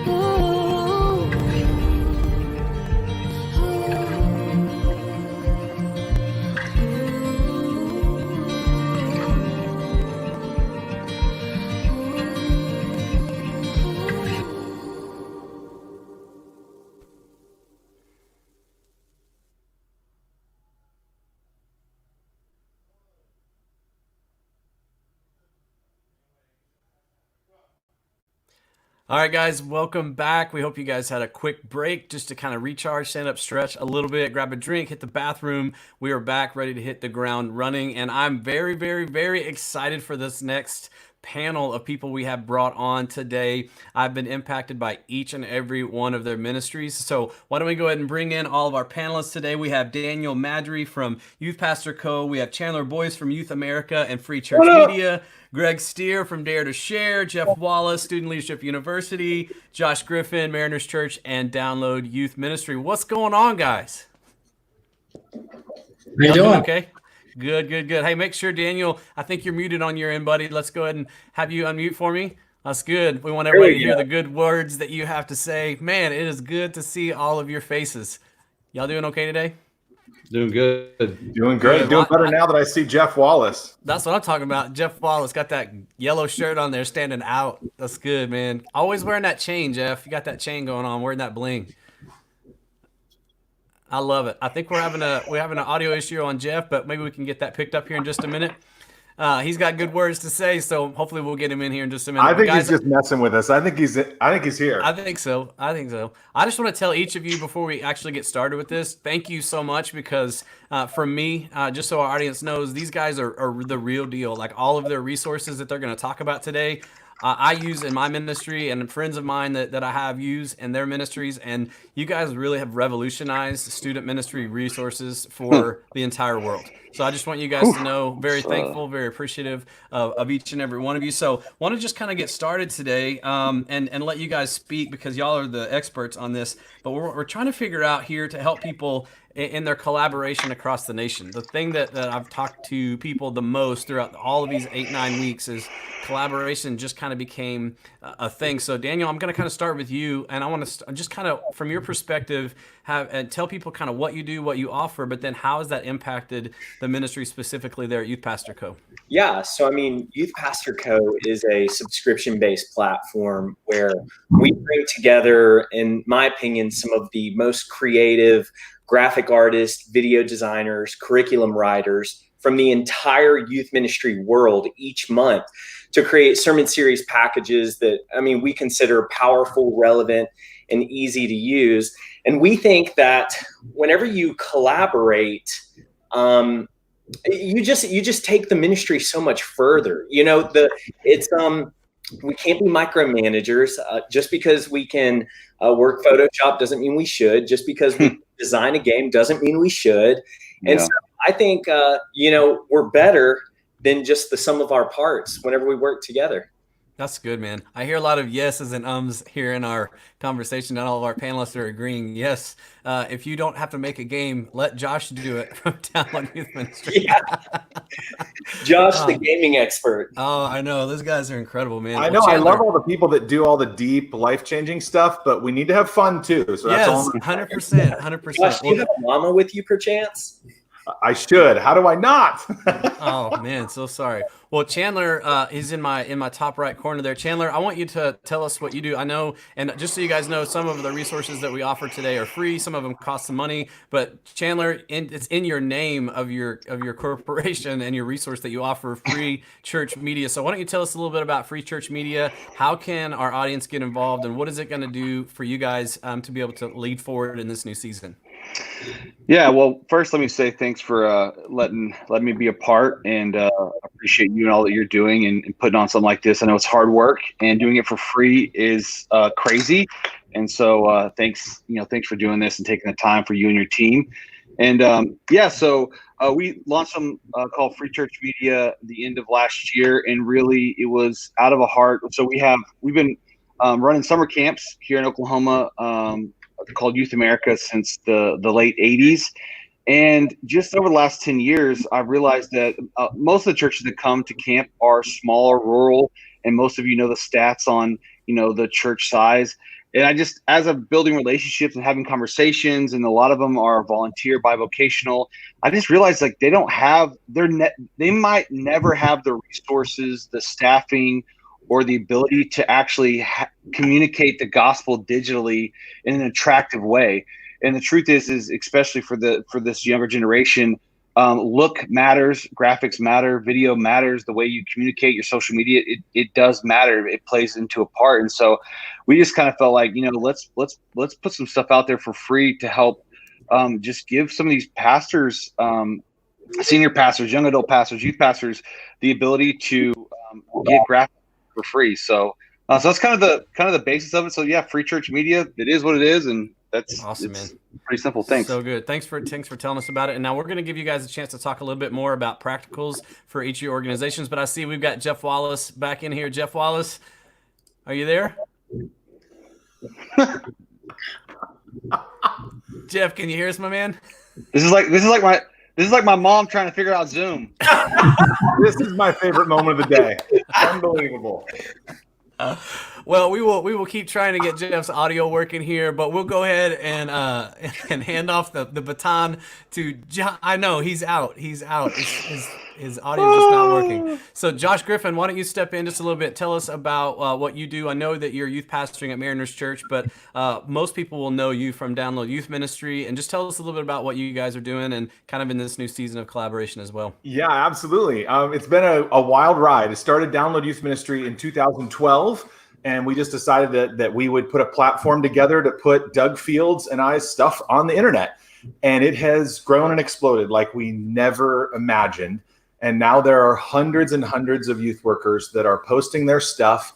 It's edited and we update the graphics, and usually someone has to correct my theology. And there's tons of fun and games and videos and all that. But it's the ultimate expression of collaboration. It's good, youth pastors helping youth pastors. And then when you purchase something from Download Youth Ministry, a good chunk of that revenue actually goes to the youth pastor too. So it's a fun way to kind of keep the budgets and the resources in the family. And we have had the best time playing together, creating stuff. Right now, I think the biggest pivot for us is obviously everyone moved to streaming. And so Download Youth Ministry, we moved to streaming, and we've created all sorts of resources for Zoom and Instagram and whatever platform you're streaming on or whatever social media needs you have. And you want to have fun, DYM is the place that you go. Everything's super cheap. You can edit it, whatever you need to do. And it's made by youth workers for youth workers. The simple motto of our little experiment has been helping youth workers win. And so there's gobs of free stuff. So, even if you wanted to try like a gold trial, no credit card required, no bait and switch, none of that stuff. We're youth pastors first. And Doug and I were joking this week because we use Download Youth Ministry every single week. So we created it, and now as we do, he's the youth pastor. I'm in the junior high ministry of our church. We use it every single week. And in fact, when we're putting a new resource up, we're like, all right, let's use this one this week, and then we'll release it. Good. So we get to also use stuff first, which is a really nice perk.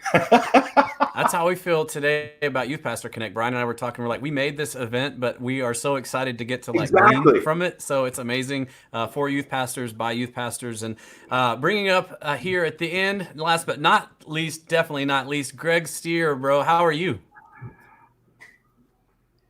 He's doing great too, but we can't I'm just hear him. joking. I'm just joking. There he is. My Jeff Wallace impression. I'm so sorry. Oh my gosh. Hey, I'm just messing with you. My name's Greg Stier. I work with a ministry called Dare to Share. I'm like Liam Neeson in Taken. I have a very particular set of skills. That is to help your students share their faith. And we work tirelessly for 29 years to provide tools, resources, so youth leaders can mobilize their students. The best one to reach a teen is a teen. And our latest tool and resource is called Life in 6 Words. It's an app that's free. That enables your students to share Christ with their friends. Wow. We added a component to it where they can send an audio story and literally explain the gospel, record it on this app, send it to their friends. So it's a pandemic-proof way to share the gospel. And you can see a map lit up, not just across the United States, but around the world of the gospel conversations. 25,000 app downloads since October. Students can identify friends, praying for, caring for, and sharing the gospel with. It'll send them reminders. You can create faith-sharing groups. So your youth group can be a faith-sharing group. Keep each other accountable. There's no leaderboard, so it doesn't get weird.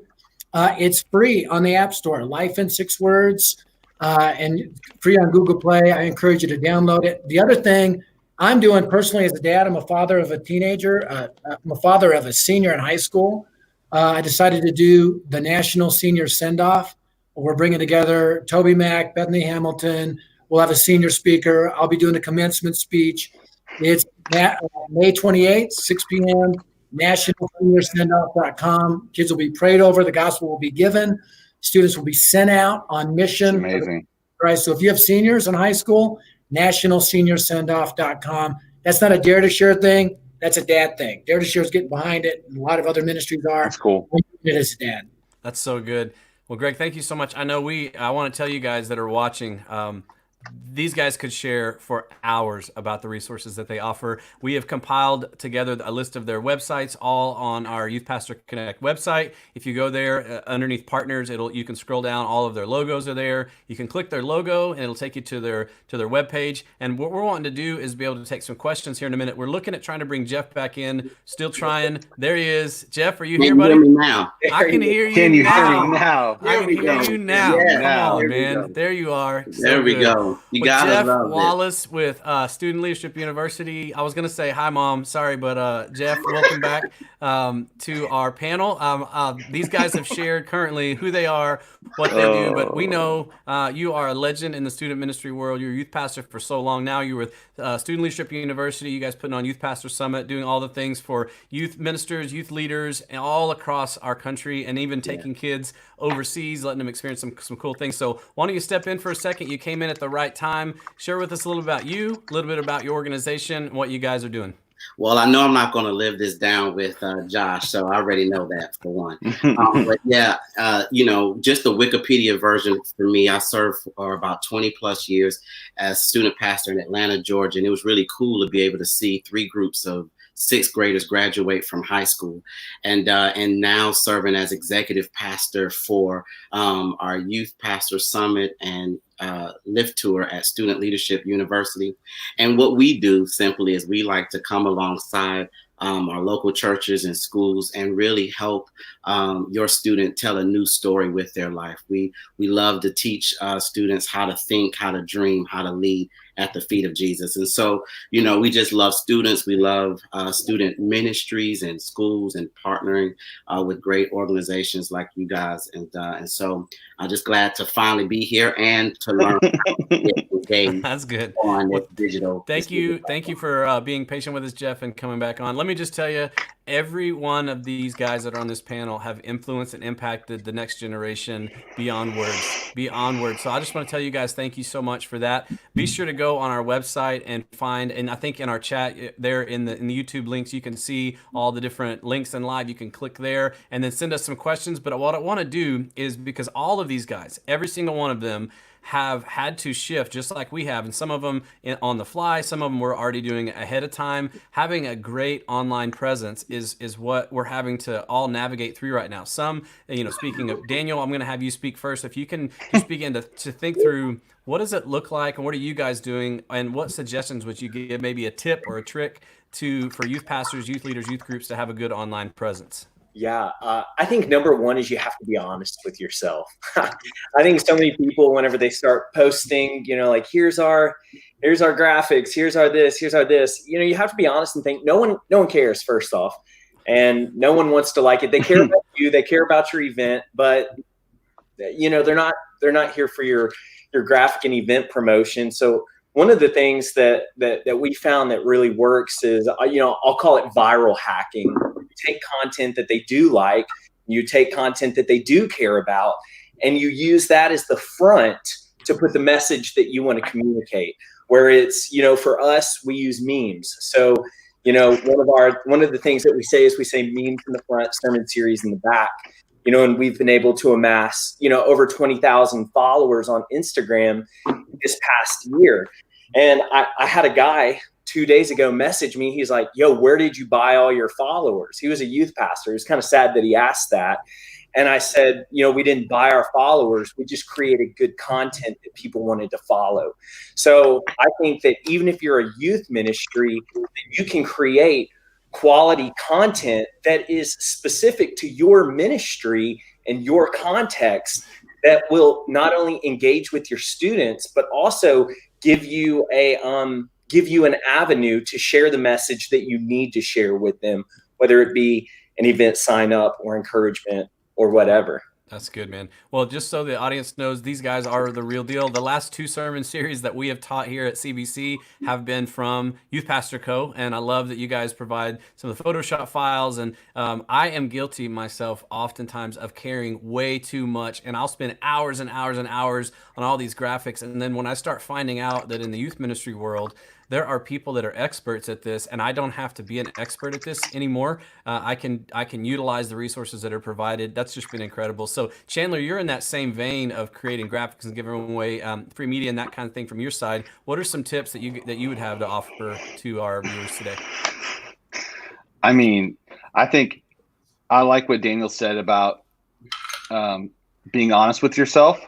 You know, I've been able to talk to quite a few youth pastors over the last few weeks, just with the situation with Corona and our camps and stuff. And I feel like most people have done a good job just making the shift, but there's definitely some people that are very discouraged. And honestly, I just kept telling them, I'm like, listen, just do something, like get online, go live, do whatever you can, be consistent and do it well.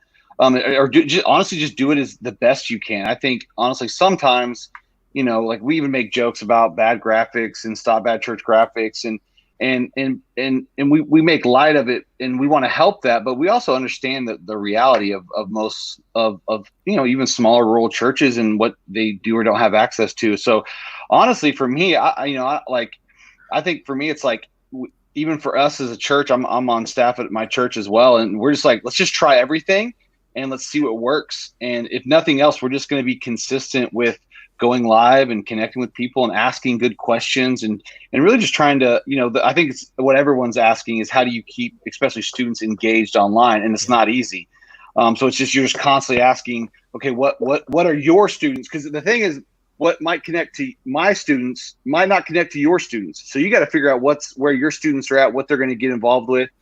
So I think for me, honestly, it's just like, figure out what you can do, what you can pull off, and be consistent with it. And I think at the end of the day, that'll speak a lot louder than, you know, trying to come up with some new idea, or I don't know. That's just kind of I know it's not anything mind blowing, but. All right, now 3 guys on the bottom. Here we go. I've just been told it's lightning round time. You each have 60 seconds when you come on the screen to give them more time. Why are you asking me? Hey, I'm so sorry. I'm doing what I'm told. So Jeff, we're gonna come to you. I know that you just had to take your Youth Pastor Summit, move it online from what has been. I've been to that specifically in person, but now moving it online due to COVID stuff. Can you give us a specific 60-second tip, tool, or trick that you guys use to have a good online presence for Jeff? I think the thing that was very important is, how do you keep the main thing, meaning that what has made Youth Pastor Summit so successful for the past 25 years is the fact that it has just been real practical rules, tools, nuts, and bolts on how to engage youth culture. And so we understood that we didn't want to get fancy. We had this take place. We were actually one of the first organizations that had to pivot coming right out of COVID. When we had the COVID-19. So I think you have to make sure that you keep the main thing. Be true to who you are. Who you are is what got you to where you are. That's good. Good word. All right, Josh, 60 seconds. Go, man. Absolutely. Down Youth Ministry has pivoted to help with online streams. So our new resource site is youthgroup.downloadyouthministry.com. It's got stuff for Zoom, like a great game of Survivor where you just kick people off of your Zoom calls. Hilarious and fun. You can get that for free. You can get great resources for Instagram stories with polls ready to go, make you look like a pro. You can get that for free. And literally hundreds of resources. On the bottom of that page, there's a gold 60-day free trial. Nobody knows what's going to happen for the next 60 days. Are you going to be online, offline, together? Where is that? What's happening? It doesn't matter. Because for 60 days, no credit card, blah, blah, blah, blah, blah, Download Youth Ministry will take care of you. So go there, grab a bunch of free stuff, and whatever we face, we're facing it together, and it didn't cost you anything. So good. And Greg, we've been asked multiple times about the student send-off. Can you give us I'm going to give you 90 seconds instead of 60. I'm sorry. That's cool. He's the OG. I want, Greg, if you could just talk about the send-off real quick. I know it's a thing you're doing as a dad, but then if you have any other tips you want to add in there, and Sure. guys, don't hate me for giving him an extra 30 seconds. So sorry. It's all good. So just real quick, what we've done at Dare to Share with our summer events, Lead the Cause, which is our full week evangelism training. We're Lead the Cause virtual now. So we're using 4 guiding points: why, what, how, now. So let's make sure every session has got motivation, information, application, and some sort of activation. We're shrinking it. We, lack in creativity. We're making up for in brevity. So I think keep it short, keep it impacting. Motivation, information, application, and activation are key. The National Senior Send-Off is, again, a one-night event for seniors in high school and their parents to watch this streaming event. Bethany Hamilton, Toby Mack's going to share, David Crowder, others. We're getting professional athletes on board. Gabriel Odom is going to share, a high school senior. It is going to be an encouragement and a commissioning and a send out. We'll give the gospel if kids don't know Christ or parents don't. We'll also send them out on mission to go and make disciples. It's going to end with a commissioning time where parents and siblings gather around their high school senior, pray over them, and send them out. It'll be a powerful, powerful night. May 28th. Just go to nationalseniorsendoff.com. That's awesome. Information and help us get the word out. Man, guys, thank you so much. I know we have, listen, there are comments coming in to my text, to my iPad, through the YouTube. They're saying, where can we get all this information? Listen, we knew that they had so much more to share than we had time for today. There's so much wisdom in this. Oh my God. Yeah. Are you? I'm just saying, if anybody ran out of paper towels, if you become a Download Youth Ministry, I got you. I got you. Josh, so me and you, we'll go all day, bro. I look like all day. So good. Well, guys, listen, I will. I'm going to go ahead and let you guys take a break in the digital waiting room. We just want to thank you guys for joining us today. Be sure to go over to youthpastorconnect.com in the partners and the sponsors area. All these guys and their logos will be there. You can click on the logo. It'll take you right to their website to find more information. You can also look in our YouTube chat and find links there as they were being given. We put them up as fast as we could. So let's bring Brian back in. Brian, man. Bro, those dudes are a riot, man. I never expected, well, I don't know why I didn't expect, but when you get those kind of guys in a room together, I mean, just hilarity. I can't imagine chaos, if we baby. get to do this in person sometime. Oh my gosh. All those personalities together. You'd have to in one build spot. in time before and after just to hang out, man. Let Josh throw some toilet paper at somebody or something. Oh, dude. So I got to take a breath after that. So I'm going to turn it over to you and let you introduce I got you, man. I got you. You do your thing. All right. Hey, we're going to keep the ball rolling. We got a couple more communicators that we want to bring in. And so Greg Stier didn't get enough time. We want to bring him in more. And so Greg, man, thank you so much for joining us today, man. It's a blessing. I'll be honest, man, even as a student, I'm gonna make you feel old for a minute. Your ministry began to impact me. And so now 12 years into student ministry, man, I've gotten to benefit from your example and the things that God has allowed you all to be able to create and innovate through sharing the gospel. And so that's kind of what we want to talk about today: how to use a missional, how to use a virtual platform to be missional, to share the gospel, and to equip students to share their faith. And so, man, take it away. Let's hear it. Man, thanks, Brian. And I'd focus on that is how do we equip students to share their faith? Let me just say a couple things. One is there's an urgency here. Teenagers, as we've heard, anxiety is up. Suicide is already the number 2 cause of death among teenagers in the United States. I think this pandemic may drive that to the number 1 slot. Sadly, kids are turning to vaping and alcohol and drugs and just isolation, depression, frustration. Now's the time we need to engage our Christian students to reach their friends. And I know there's been a lot of talk about really helping our students. And I think one of the things oftentimes we miss out is when students get a missional mindset, there's something cathartic that transforms them. When we begin to equip our students to share the gospel of Christ with their friends, they tip their heads up to the King and the cause, and it heals them in the process. So I really want to encourage you to move from just being a quarterback. Hey, bring your friends out to my Zoom meeting and watch me throw the touchdown pass and give the gospel and lead all your friends to Christ, to being a coach so you can coach your students to engage their friends in the gospel. And in the process, a couple things are going to happen. 1, the gospel is going to go out, right? And the gospel changes lives. 2, your teens are going to grow in their faith. There's something about sharing the gospel of Christ that accelerates the discipleship process faster than anything, because when students share the gospel, they are literally picking up their cross, dying to themselves. They're being willing to die a social death to share the good news of the gospel of Christ with their friends. They're risking something for the glory of God. How do you do that? Well, we just follow the pattern of Jesus. What did Jesus do in Mark 1:35-42? He spent the night praying. He began to pray, intercede. We get our kids interceding for the lost.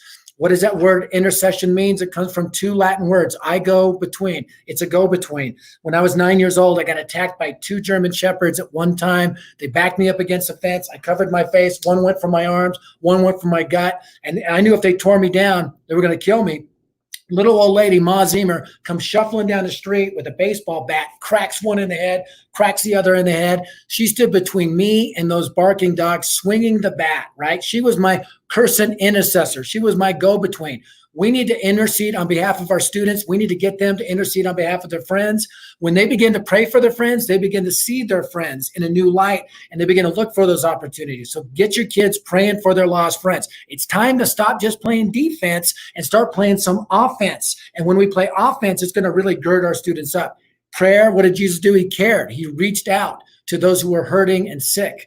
And our students can reach out to their friends by simply asking the questions, hey, how are you doing? How are you really doing? And getting in conversations about how kids are dealing with their isolation, their desperation, their frustration of missing proms and all that stuff. So get your kids to really care and keep them and coach them to be accountable. Are you praying for your friends? Are you caring for your friends? And then are you sharing the gospel of Jesus with your friends? Giving them the ability to share their story, how they have found hope in Christ. And we know that their testimony is important, but their testimony doesn't save anybody. Their testimony, their story is an on-ramp to the gospel, which saves people. And we want to equip them to articulate the gospel message clearly and in power. So get them to pray for, care for, and share the good news of the gospel of Jesus Christ with their friends.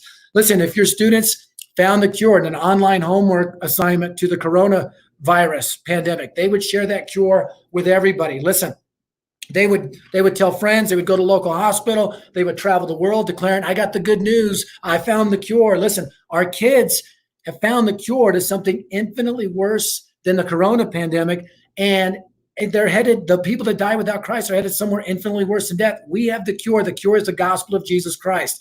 And I encourage you, if your kids don't know how to do that, coach them. And if you don't know how to do that, man, dare to share. We want to help you. Download that Life in 6 Words app from the App Store and go through it with your students. Equip them to share the gospel of Jesus Christ. Get them praying for, caring for, and sharing the gospel. And let's mobilize a generation to reach this generation.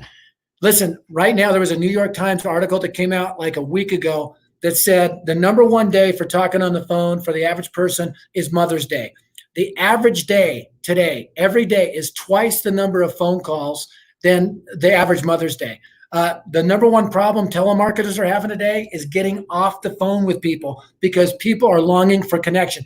I don't know what happened, but 6 weeks ago, I woke up in the 1950s because I look out my door and families are walking together down the street. Kids are playing in the street. People are longing for connection. Our students are longing for direction. So let's coach them and equip them to share their faith, and they will heal in the process. So that's what I got to share with you today. Prayer, care, share, use our resources however we can help. I love you, youth leaders. Go for it. Oh, man, that's so good. It's so good. I love what you said. When you begin to pray for your friends, you begin to see your friends in light of the gospel. I think, man, those are prayers that God answers. And so, man, if we can equip our students to begin to pray for their friends, he's going to begin to answer those prayers. And so that's so good. Thank you so much, Greg. If you'll back out into the holding room, we're going to bring in our next speaker. And my man, Jeff Wallace, hopefully we can hear you. And we'll bring you. What's up, man? Can you hear me now? We can hear you, baby. We can hear you. I hear you, man. Oh, man. Good. Thank you so much for being a part of this today, man. There's so much that you guys as an organization, as we've had conversations over the last couple of weeks, that you guys have had to shift and do differently as a ministry to be able to continue to serve people well. And I love SLU, Student Leadership University, and their passion for people and for students. And so, man, would you just give us a little bit of that same kind of direction? What does it look like to reach students in this digital age, and what are you guys doing to see that happen? Yeah, absolutely. Well, guys, here's the thing, man. First and foremost, I'm so honored to be with you guys. Thank you, Brian and Nick, for having me. We need to understand, guys, that it is still our responsibility in the midst of a global pandemic to give our students the hope of the world, which is the good news gospel of Jesus Christ. And we need to be unapologetic about it. And the things that we need to do as leaders is we need to make sure that while we are in the midst of times of great uncertainty, we're still being inspirational. We're still providing innovation, and we're also still being intentional about what we're doing. And as it comes to our digital online presence, how we're intentional is we need to make sure that we're not just throwing things online just to be throwing things online. Everything that we do needs to have a purpose. One of my former students, her name is Leslie. She actually is a director of content creation for Life Church. And she talked about how they're very intentional with the type of content that they put out and when they put it out. And she broke it down into 4 types of content that most people are putting out right now. One is candy. And she says candy is something that is just quick and it's really, really fun, right? It's something that just kind of drop on Instagram live real fast. It's real fun. But then she talks about vitamins, and she says how vitamins is it has a little bit of nutritional substance to it, but you're going to get a lot from it in the long run. So maybe there is something that you're doing, the way that you're doing your midweek programming, they're like vitamins. But then she talked about the medicine. She said the medicine is those hard, deep moments that you're still required to go deeper with your students to give them that medicine, because it is designed to bring healing, to bring clarity, to bring a sense of comfort in a time of great uncertainty. But she also talked about how you got to be careful not to give drugs either.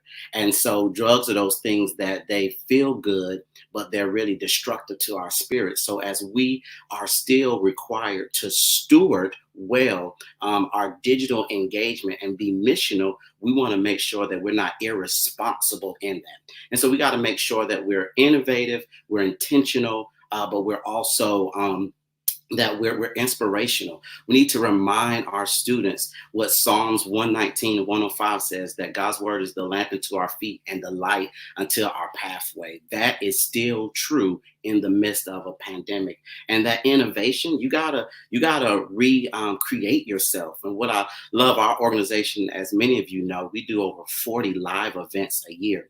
And so what we did was we said, hey, obviously we're not going to be able to meet this summer and do our SLU 101 experience. So our team got together and we said, hey, we still are going to take the principles of our program and our leadership journey, and we're going to put them into an interactive activity box. And so what we're doing is we got some things that are some fun stuff for our students to have, and everyone who registers for our SLU 101 Reimagine, every student is going to get a journey box and an activity box. And what we will do is we're going to have not a virtual conference, but an interactive digital conference, which is much different from just a virtual conference when people just are looking at you. No, we're saying during this time, we want to make sure that we're still providing you with some medicine. We want to make sure that we're giving you something that will change the trajectory of your life forever. So we have this concept where we're still doing what we do, and we're still providing some incredible leadership content, but we're just doing it in a very innovative and creative way. It reminds me somewhat, leaders, of the story of these men who came across a man who was paralyzed laying on a mat in Mark chapter 2. And you guys remember that story when Jesus, he had entered Capernaum yet again. And there, as he was teaching, there was no way to get into the home in which he was teaching. And these men, they came across this paralyzed man, and they said to themselves, we have 2 choices and 2 choices only. Either we can let this man stay on this mat, or we can get him, because we have this heart and this passion for Jesus and for missions in such a way that we're going to be relentless in getting him at the feet of Jesus. And so these men, you guys know the story, they went and they couldn't get in. And so they climbed on the roof, they peeled back the roof, and they dropped this man right at the feet of Jesus. And Jesus healed that man because of the faithfulness of those men who carried him there. So real quick, I think that when we talk about being missional, there's 4 things that we really need to understand. Number one, regardless of whether we're live or digital, we still need to have a care that we have for our students. We have to have a care for our families. We have to care when no one else will, because your passion, leaders, your passion will dictate your hustle. If you don't have any passion, you're not going to hustle hard in the midst of this pandemic. But then we know that these men, they were creative. They couldn't go through the door. They couldn't go through the window. So somebody had a holy indignation and said, hey, you know what? We're going to get up and we're going to not only go to the roof, but we're going to go through the roof and drop this man down here. We're going to lower him down before Jesus. So they cared for this man. They were creative in their approach to engaging this man in a very missional way. But then number 3, they incorporated a team process. They knew that, hey, we got to do this together. Somebody's going to have to pick him up. Somebody's going to have to dig the hole in the roof. Someone's going to have to lower him down. And one person can't make this happen by themselves. And so if you're going to engage students, it's not just you. It can't be you. You still have to empower and equip other leaders to help you on this journey. And then finally, we know that, man, they were committed to being missional at all costs. And during this time of this pandemic, we got to be committed to being missional, not making excuses, but saying, hey, we're still going to be committed to sharing the gospel with everybody we come in contact with. So good. Thank you so much, Jeff, for sharing that. Let's go ahead and bring Greg back in real quick. And I would love to ask you guys some questions that have been popping up in the chat here. Greg, maybe you can help me answer this. And I think this is something that people are alluding to in this time where we've had to kind of rush to innovate and get online. It's easy to become, a clanging gong in the midst of so much content. But you guys are working with organizations that you got to keep continuing to get information out. And so how do you navigate kind of the screen exhaustion season that we're in and really moving forward with Gen Z and beyond, that how we can continue to minister digitally even amongst the exhaustion that seems to come sometimes through social media and Zoom and screen and all the things, if that makes sense. Well, I don't think we should do everything by screen. We have telephones. Phone usage is up for a reason. People are longing for a connection. I'd really encourage you to, divide the kids up and have weekly phone calls with your students, not just Zoom. I mean, I think Zoom's great and everything for a big meeting, but call them throughout the week, text them, FaceTime. Really get your students engaged in conversations and find out how they really are. And again, coach them. Don't just throw the touchdown pass. Coach them to reach their friends and keep them accountable and encourage them with that. That's good. That's good. One of the questions, Jeff, that came up for you is how do we help young leaders navigate in this unprecedented time? You having 20 plus years of student ministry experience. What is your encouragement if you're talking to a guy who's doing student ministry by himself and just getting started? What would be your encouragement to kind of walk alongside of a young leader? Well, I think it was just what you said. I think you got to stop doing it alone. I think, now is a time as this conference is a great example of the power of collaboration and networking. I think, this is a time where everybody is online at some point. And so if you're following someone online, I would encourage you, hey, reach out to them, drop them an inbox message and say, hey, I'm a youth pastor. This is my context. This is what I'm going on. I want to give a shout out to Ryan McDermott because I know at Christ Fellowship, they do that. They have provided sermon series and things for some churches around. So I think it's now more than ever, the word is collaboration and networking. You cannot be a lone ranger, especially during times like now. So good, man. So good. I wish I could continue the conversation, but we're leaving people longing more. This is good. Guys, thank you so much for your time. I appreciate y'all today. We'll see you hopefully soon. Appreciate you guys. We'll go ahead and bring Nick back in, and we're going to wrap up our day with our final kind of panel as everybody is mind exploded. I know, but we're super excited to kind of end on a really strong note. One of the things that Nick came to mind for me when we began to have this conversation was having guys who had gone before us, and we just got to hear from Greg and Jeff, who have been in student ministry a long time, serving and doing in different capacities now at different organizations, serving student pastors.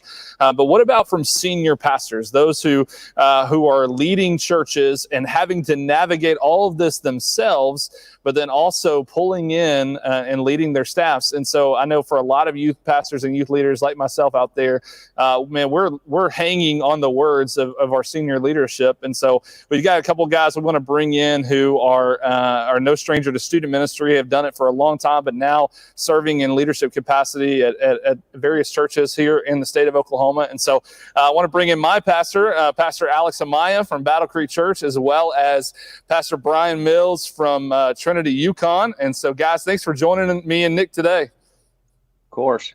Yeah, thanks for having us. Oh, thanks. I appreciate you guys taking time today. Nick, take it away, man.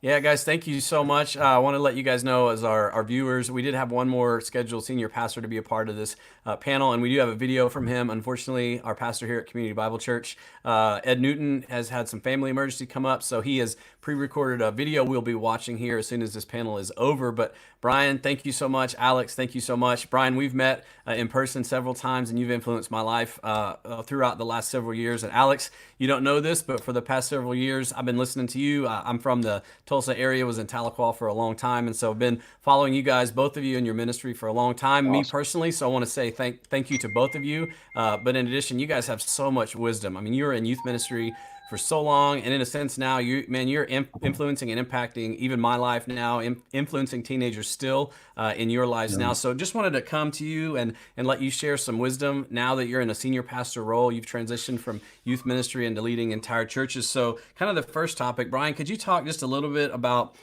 we know that being in student ministry for a long time now, moving into senior pastor, we've heard today exhaustion is a real thing, and the word marathon has kind of become like a theme. Can you talk a little bit about what that's like, and maybe how to survive ministry now that you're a senior pastor? How did you make it? And how did you get there without burning out? Yeah, now that I'm a senior pastor, all I do is call Dr. Alex Amaya and ask him how to keep going, because it's a whole new level of exhaustion in growing, building, and leading a church as a pastor.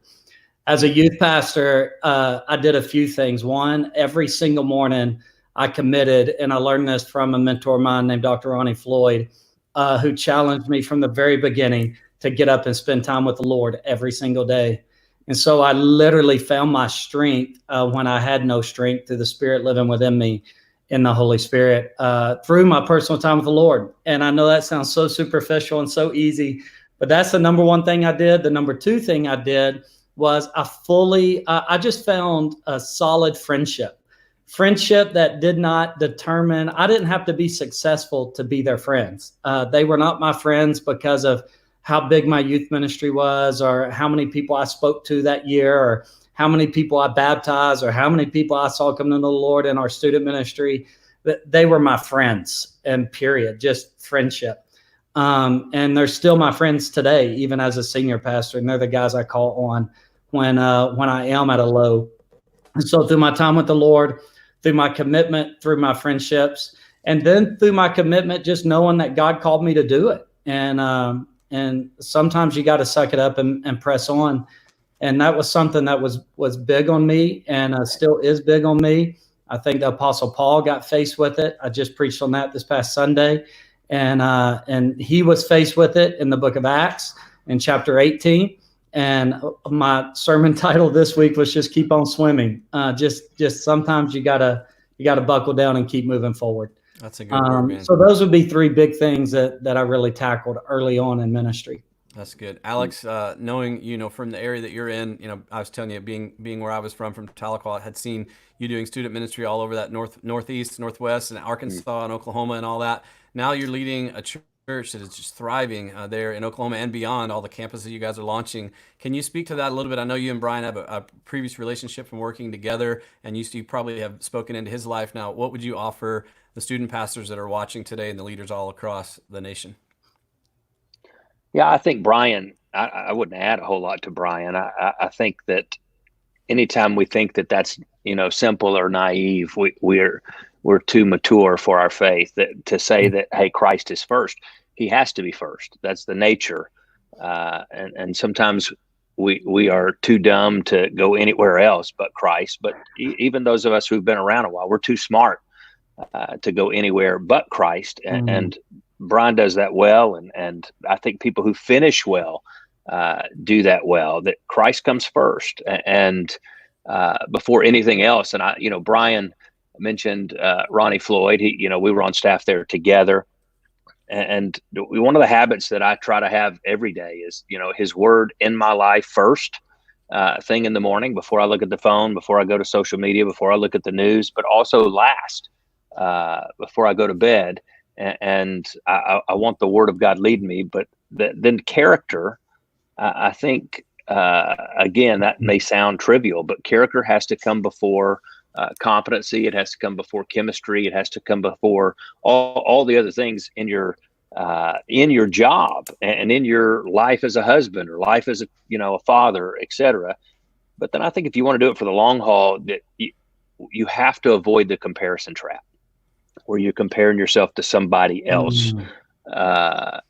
Early on in the life of this church, we started having some success, and I started letting off of the throttle a little bit, because our first year as a church start, we baptized more people than any other church in Oklahoma. And I thought, well, we're doing great. And God just really challenged me on that, to say, hey, I'm not asking you to do this compared to anybody else. I've got a different plan, a different goal. You look to me and don't compare yourself to somebody else. Man, that's a good word. That was probably been a very, very trending thing we've heard throughout, from all of our youth pastors.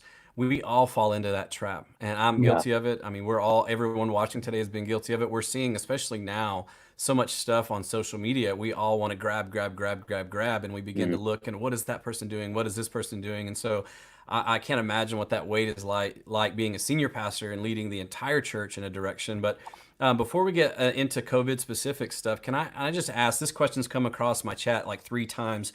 For you, coming from the youth ministry world into a senior pastor role, can you just talk for a couple minutes? What was that transition like? Like, how did God make it clear to you that it was time for you to step into that senior leader role, coming from the student pastor role? Brian, you can start if you want.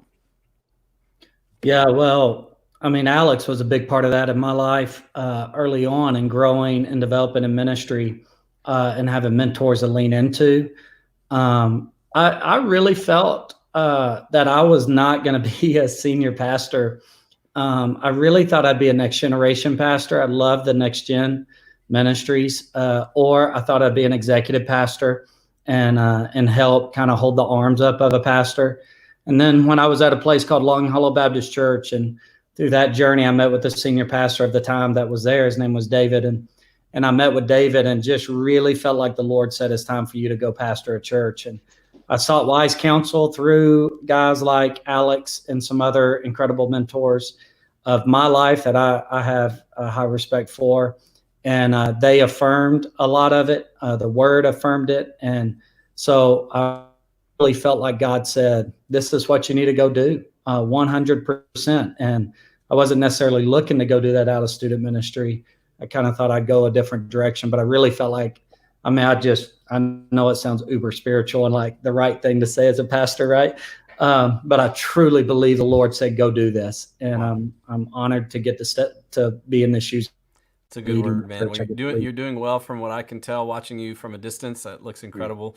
Alex, how about you, man? Like, what's your story? What did that look like, transitioning from youth ministry into the senior pastor role? Yeah, we did youth ministry for a long time, probably 15 years.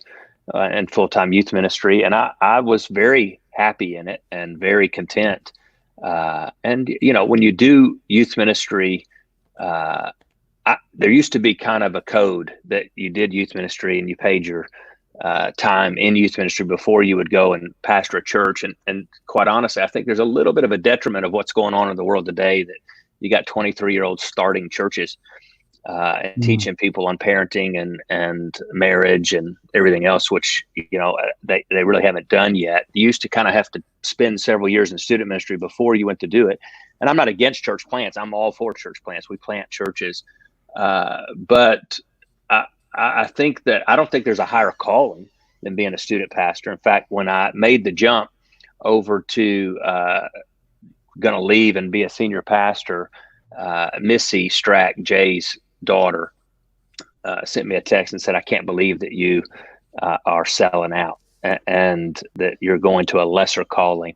And I think that's true. I think impacting the next generation. And so I feel like God just kind of spoke in my heart when that transition time was to go, is that, hey, you can make a difference in the next generation as a senior pastor. That was a big dilemma for me, as I didn't want to just reach old people and be a part of reaching old people. But I also, as a student pastor, felt like I understood some things about senior pastoring that I did not understand at all. In fact, I would play golf with Ronnie Floyd on a regular basis, and he would say something, and he'd be upset over somebody leaving the church or whatever. I'm like, what's the problem? They said God called them. Can we just trust God to hear them? Let's just move on. Let's go reach more people. And then, once people started leaving me, eventually as a pastor, I understood the grief, because in some ways you are the personification. They are leaving your vision. They're leaving your faith family. And so I was wrong about understanding that seat, but the transition was great. I feel like we're doing youth ministry just for older people. It's good, man. I think so much of obviously Alex working with you and getting a chance to benefit from this. I feel like I know your heart in this, and Brian, having followed you for so many years in Tennessee and now here. One of the questions that did come up, though, and I think for a lot of our people that are watching today, they are serving in churches where they may be the only staff member, and there's been a lot of comments about I feel alone, or I don't have a lot of people around me, and things like that. And I think from you guys, what's an encouragement or wisdom or advice or whatever you would tell your student pastor in a similar position? What are the things that you would hope for them to avoid pitfall wise, and the things that you really would champion them in to carry the torch forward in student ministry in your church, and then obviously for those that are watching and listening? Brian, you can start. Yeah, I would say win where you are and accept where you are. Two big things I've done through my whole ministry career, and Alex can testify to this as well. Neither one of us started at the very, very top. We worked our way through the journey, and not that we would be at the top today, but we just worked our way through the journey and received where we were and weren't looking to be somewhere else. It's not about looking to see what you don't have, but what you do have. It's not about how you feel like you're not blessed, but how you are blessed. And when you begin to have a different mindset and you recognize this is what God has given me today, and so today I'm going to go and I'm going to make much of it. I'm going to find joy in it.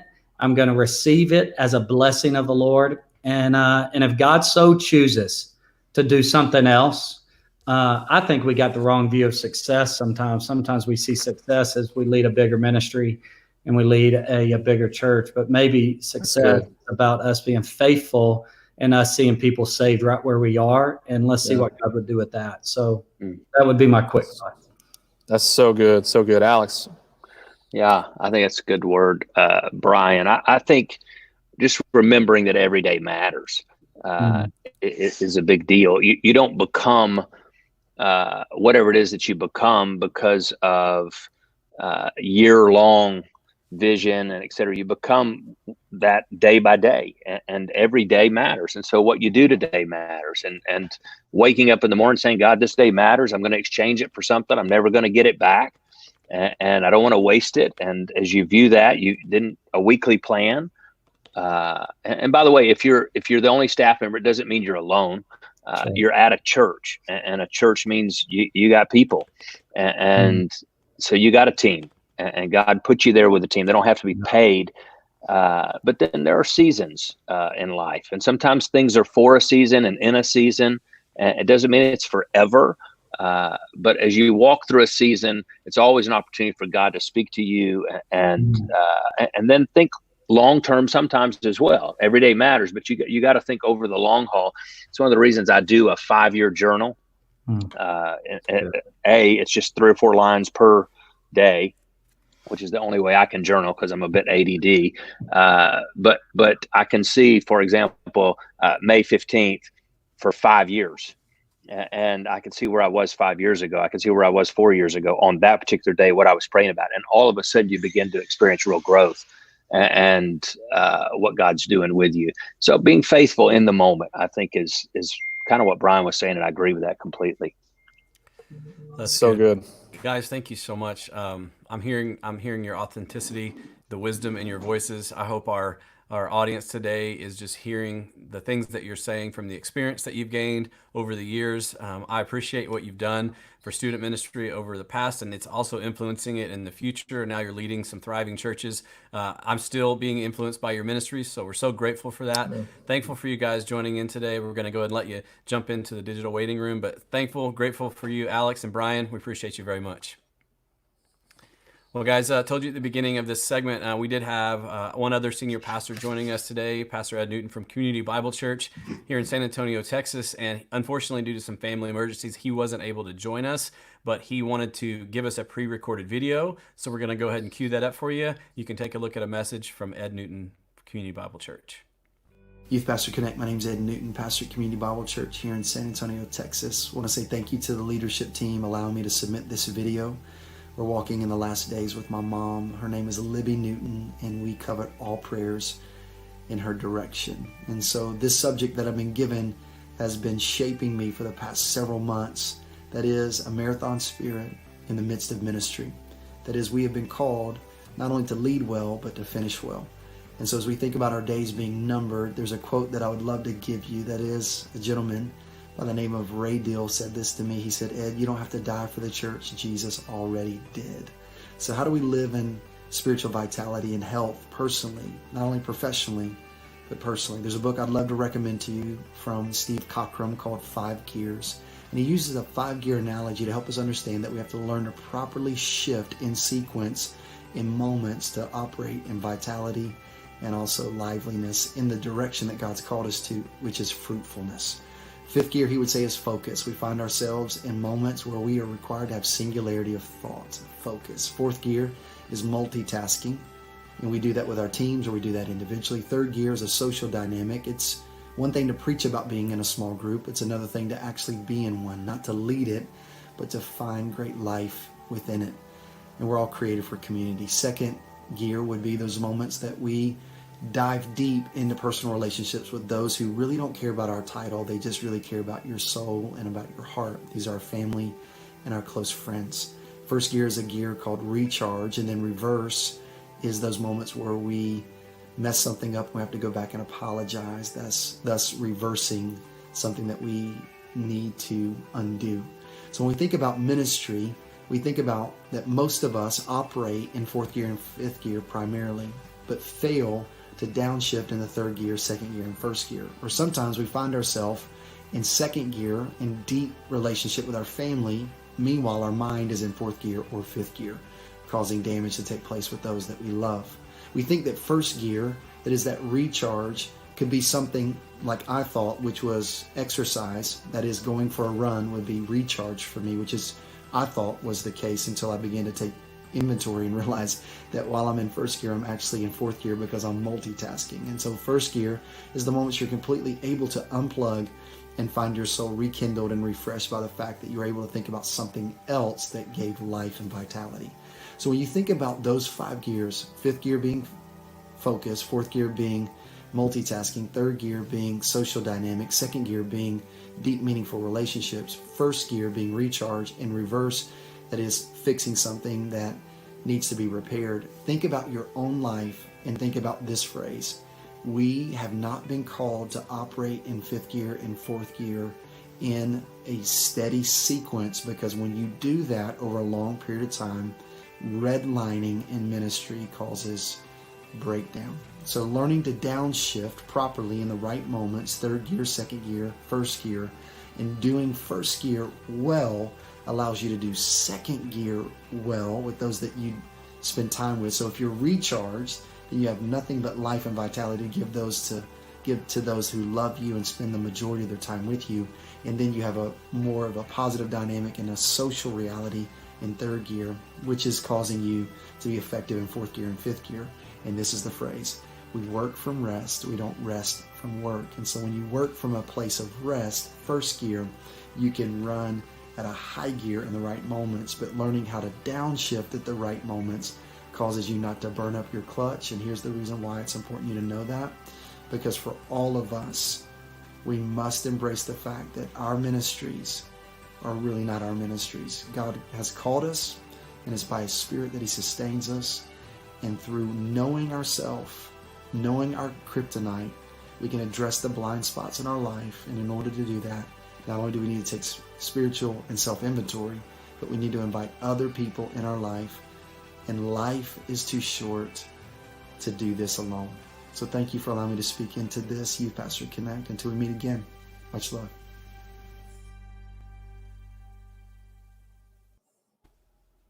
So good, so good. Ed, thank you so much for submitting that video, and we'll be praying for your mom and beyond. And guys, we are coming to the end. Nick, it has been a phenomenal experience. We went a little bit over on time, but that's okay. Guys, thanks for hanging with us throughout this whole thing. And as we wind down, I just want to let you know, man, we are two guys who are in the trenches with you. And our passion and our heart is to carry the mission of the gospel forward. And by doing so, just feel that responsibility to help connect youth pastors in this season. And so that's the whole point of this whole entire conversation that we've had today. I hate to even call it a conference because it's been such a good flow of conversation. And so just thankful for what God has allowed and what He's led us to do. And our hope is that moving forward, we can continue to see the church binding together in the days ahead. One of my hearts coming out of this thing is to see youth pastors connected, and those who are in context where you are maybe one staff on a team or whatever. Yes, you do have volunteers and students and plenty of people around you to lean on, but we also want to help you. And so we would love to reach out and have a conversation about how we maybe can even connect you in the future to a team and cohort of people around you. If you're in West Tennessee, together. If you're in West Virginia, maybe putting several of those together. We want to find ways to continue to connect you. But we also have tremendous resources and resourcers. It's not a word, but I'll use it to help make sure to continue to help do that with you as well. Hearing from guys like Ben and Zach with Youth Ministry Booster and so many others that did share and did come alongside in this season. So just wanted to let you hear from me. So thankful for getting a chance to be part of this. Nick, man, it has been a blast. Thank you for walking alongside of me and walking this thing together, bro. I love you. It's been so good, man. Love you too. I'm thankful for our friendship and our partnership, and this is what it's all about. Hopefully you guys today, our audience, our viewers, were inspired to go collaborate with someone else. Look for that person that's down the street. Maybe could even be someone across the country that you just like what they're doing. Reach out and ask them about that. Listen, today was no easy task by any means. I mean, this thing took an incredible workload to pull off, and we're just thankful God put people in our life to be able to do that. And we're thankful to our communications teams from Community Bible Church here at the church I serve at, and at BattleCreek Church, Brian at your church, your communications team, and all the student ministry staff to put this on. In addition to that, man, we have had all of our speakers and our resources, our influencers, they've all donated their time for free. And so I just wanted to make mention of some of these. If you maybe missed some of them throughout the broadcast, you can still go to youthpastorconnect.com. You can see all the partners there. But man, we had Student Leadership University, North American Mission Board, LifeWay Students, Dare to Share Ministries, YM360, Youth Ministry Booster, Free Church Media, Oklahoma Baptist, Youth Pastor Co., Southern Baptist of Texas Convention, Maco Promotions, Download Youth Ministry, BattleCreek Church, Community Bible Church. And man, that is just an incredible lineup and that's just a few of resources that are available to youth ministries all across our country. But we're so thankful for those that jumped in to make this event possible. Again, like Brian said, we hope to be able to resource you and keep you connected. If you haven't filled out the form yet, this says to register for this event.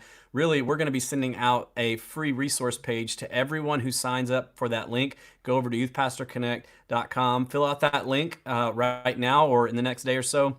We're going to be sending out a link to those who filled it out with some free, hear me again, free resources from some of our sponsors. They've given away sermon series. They've given away free ebooks, digital downloads. Greg talked about the app, all those things they want to give to you for free. So go sign up right now. If you haven't already registered for the event, even if you watched it and you haven't filled out the form, go fill out the form. We'll send you an email. Again, this broadcast will be available on demand on the YouTube channel, Youth Pastor Connect YouTube. We're so thankful that you joined us today, Brian. It's time to sign off, and we will see you soon. Go follow us on social media. Go follow us. Youth Pastor Good things Connect. happening. Go collaborate and have a good day.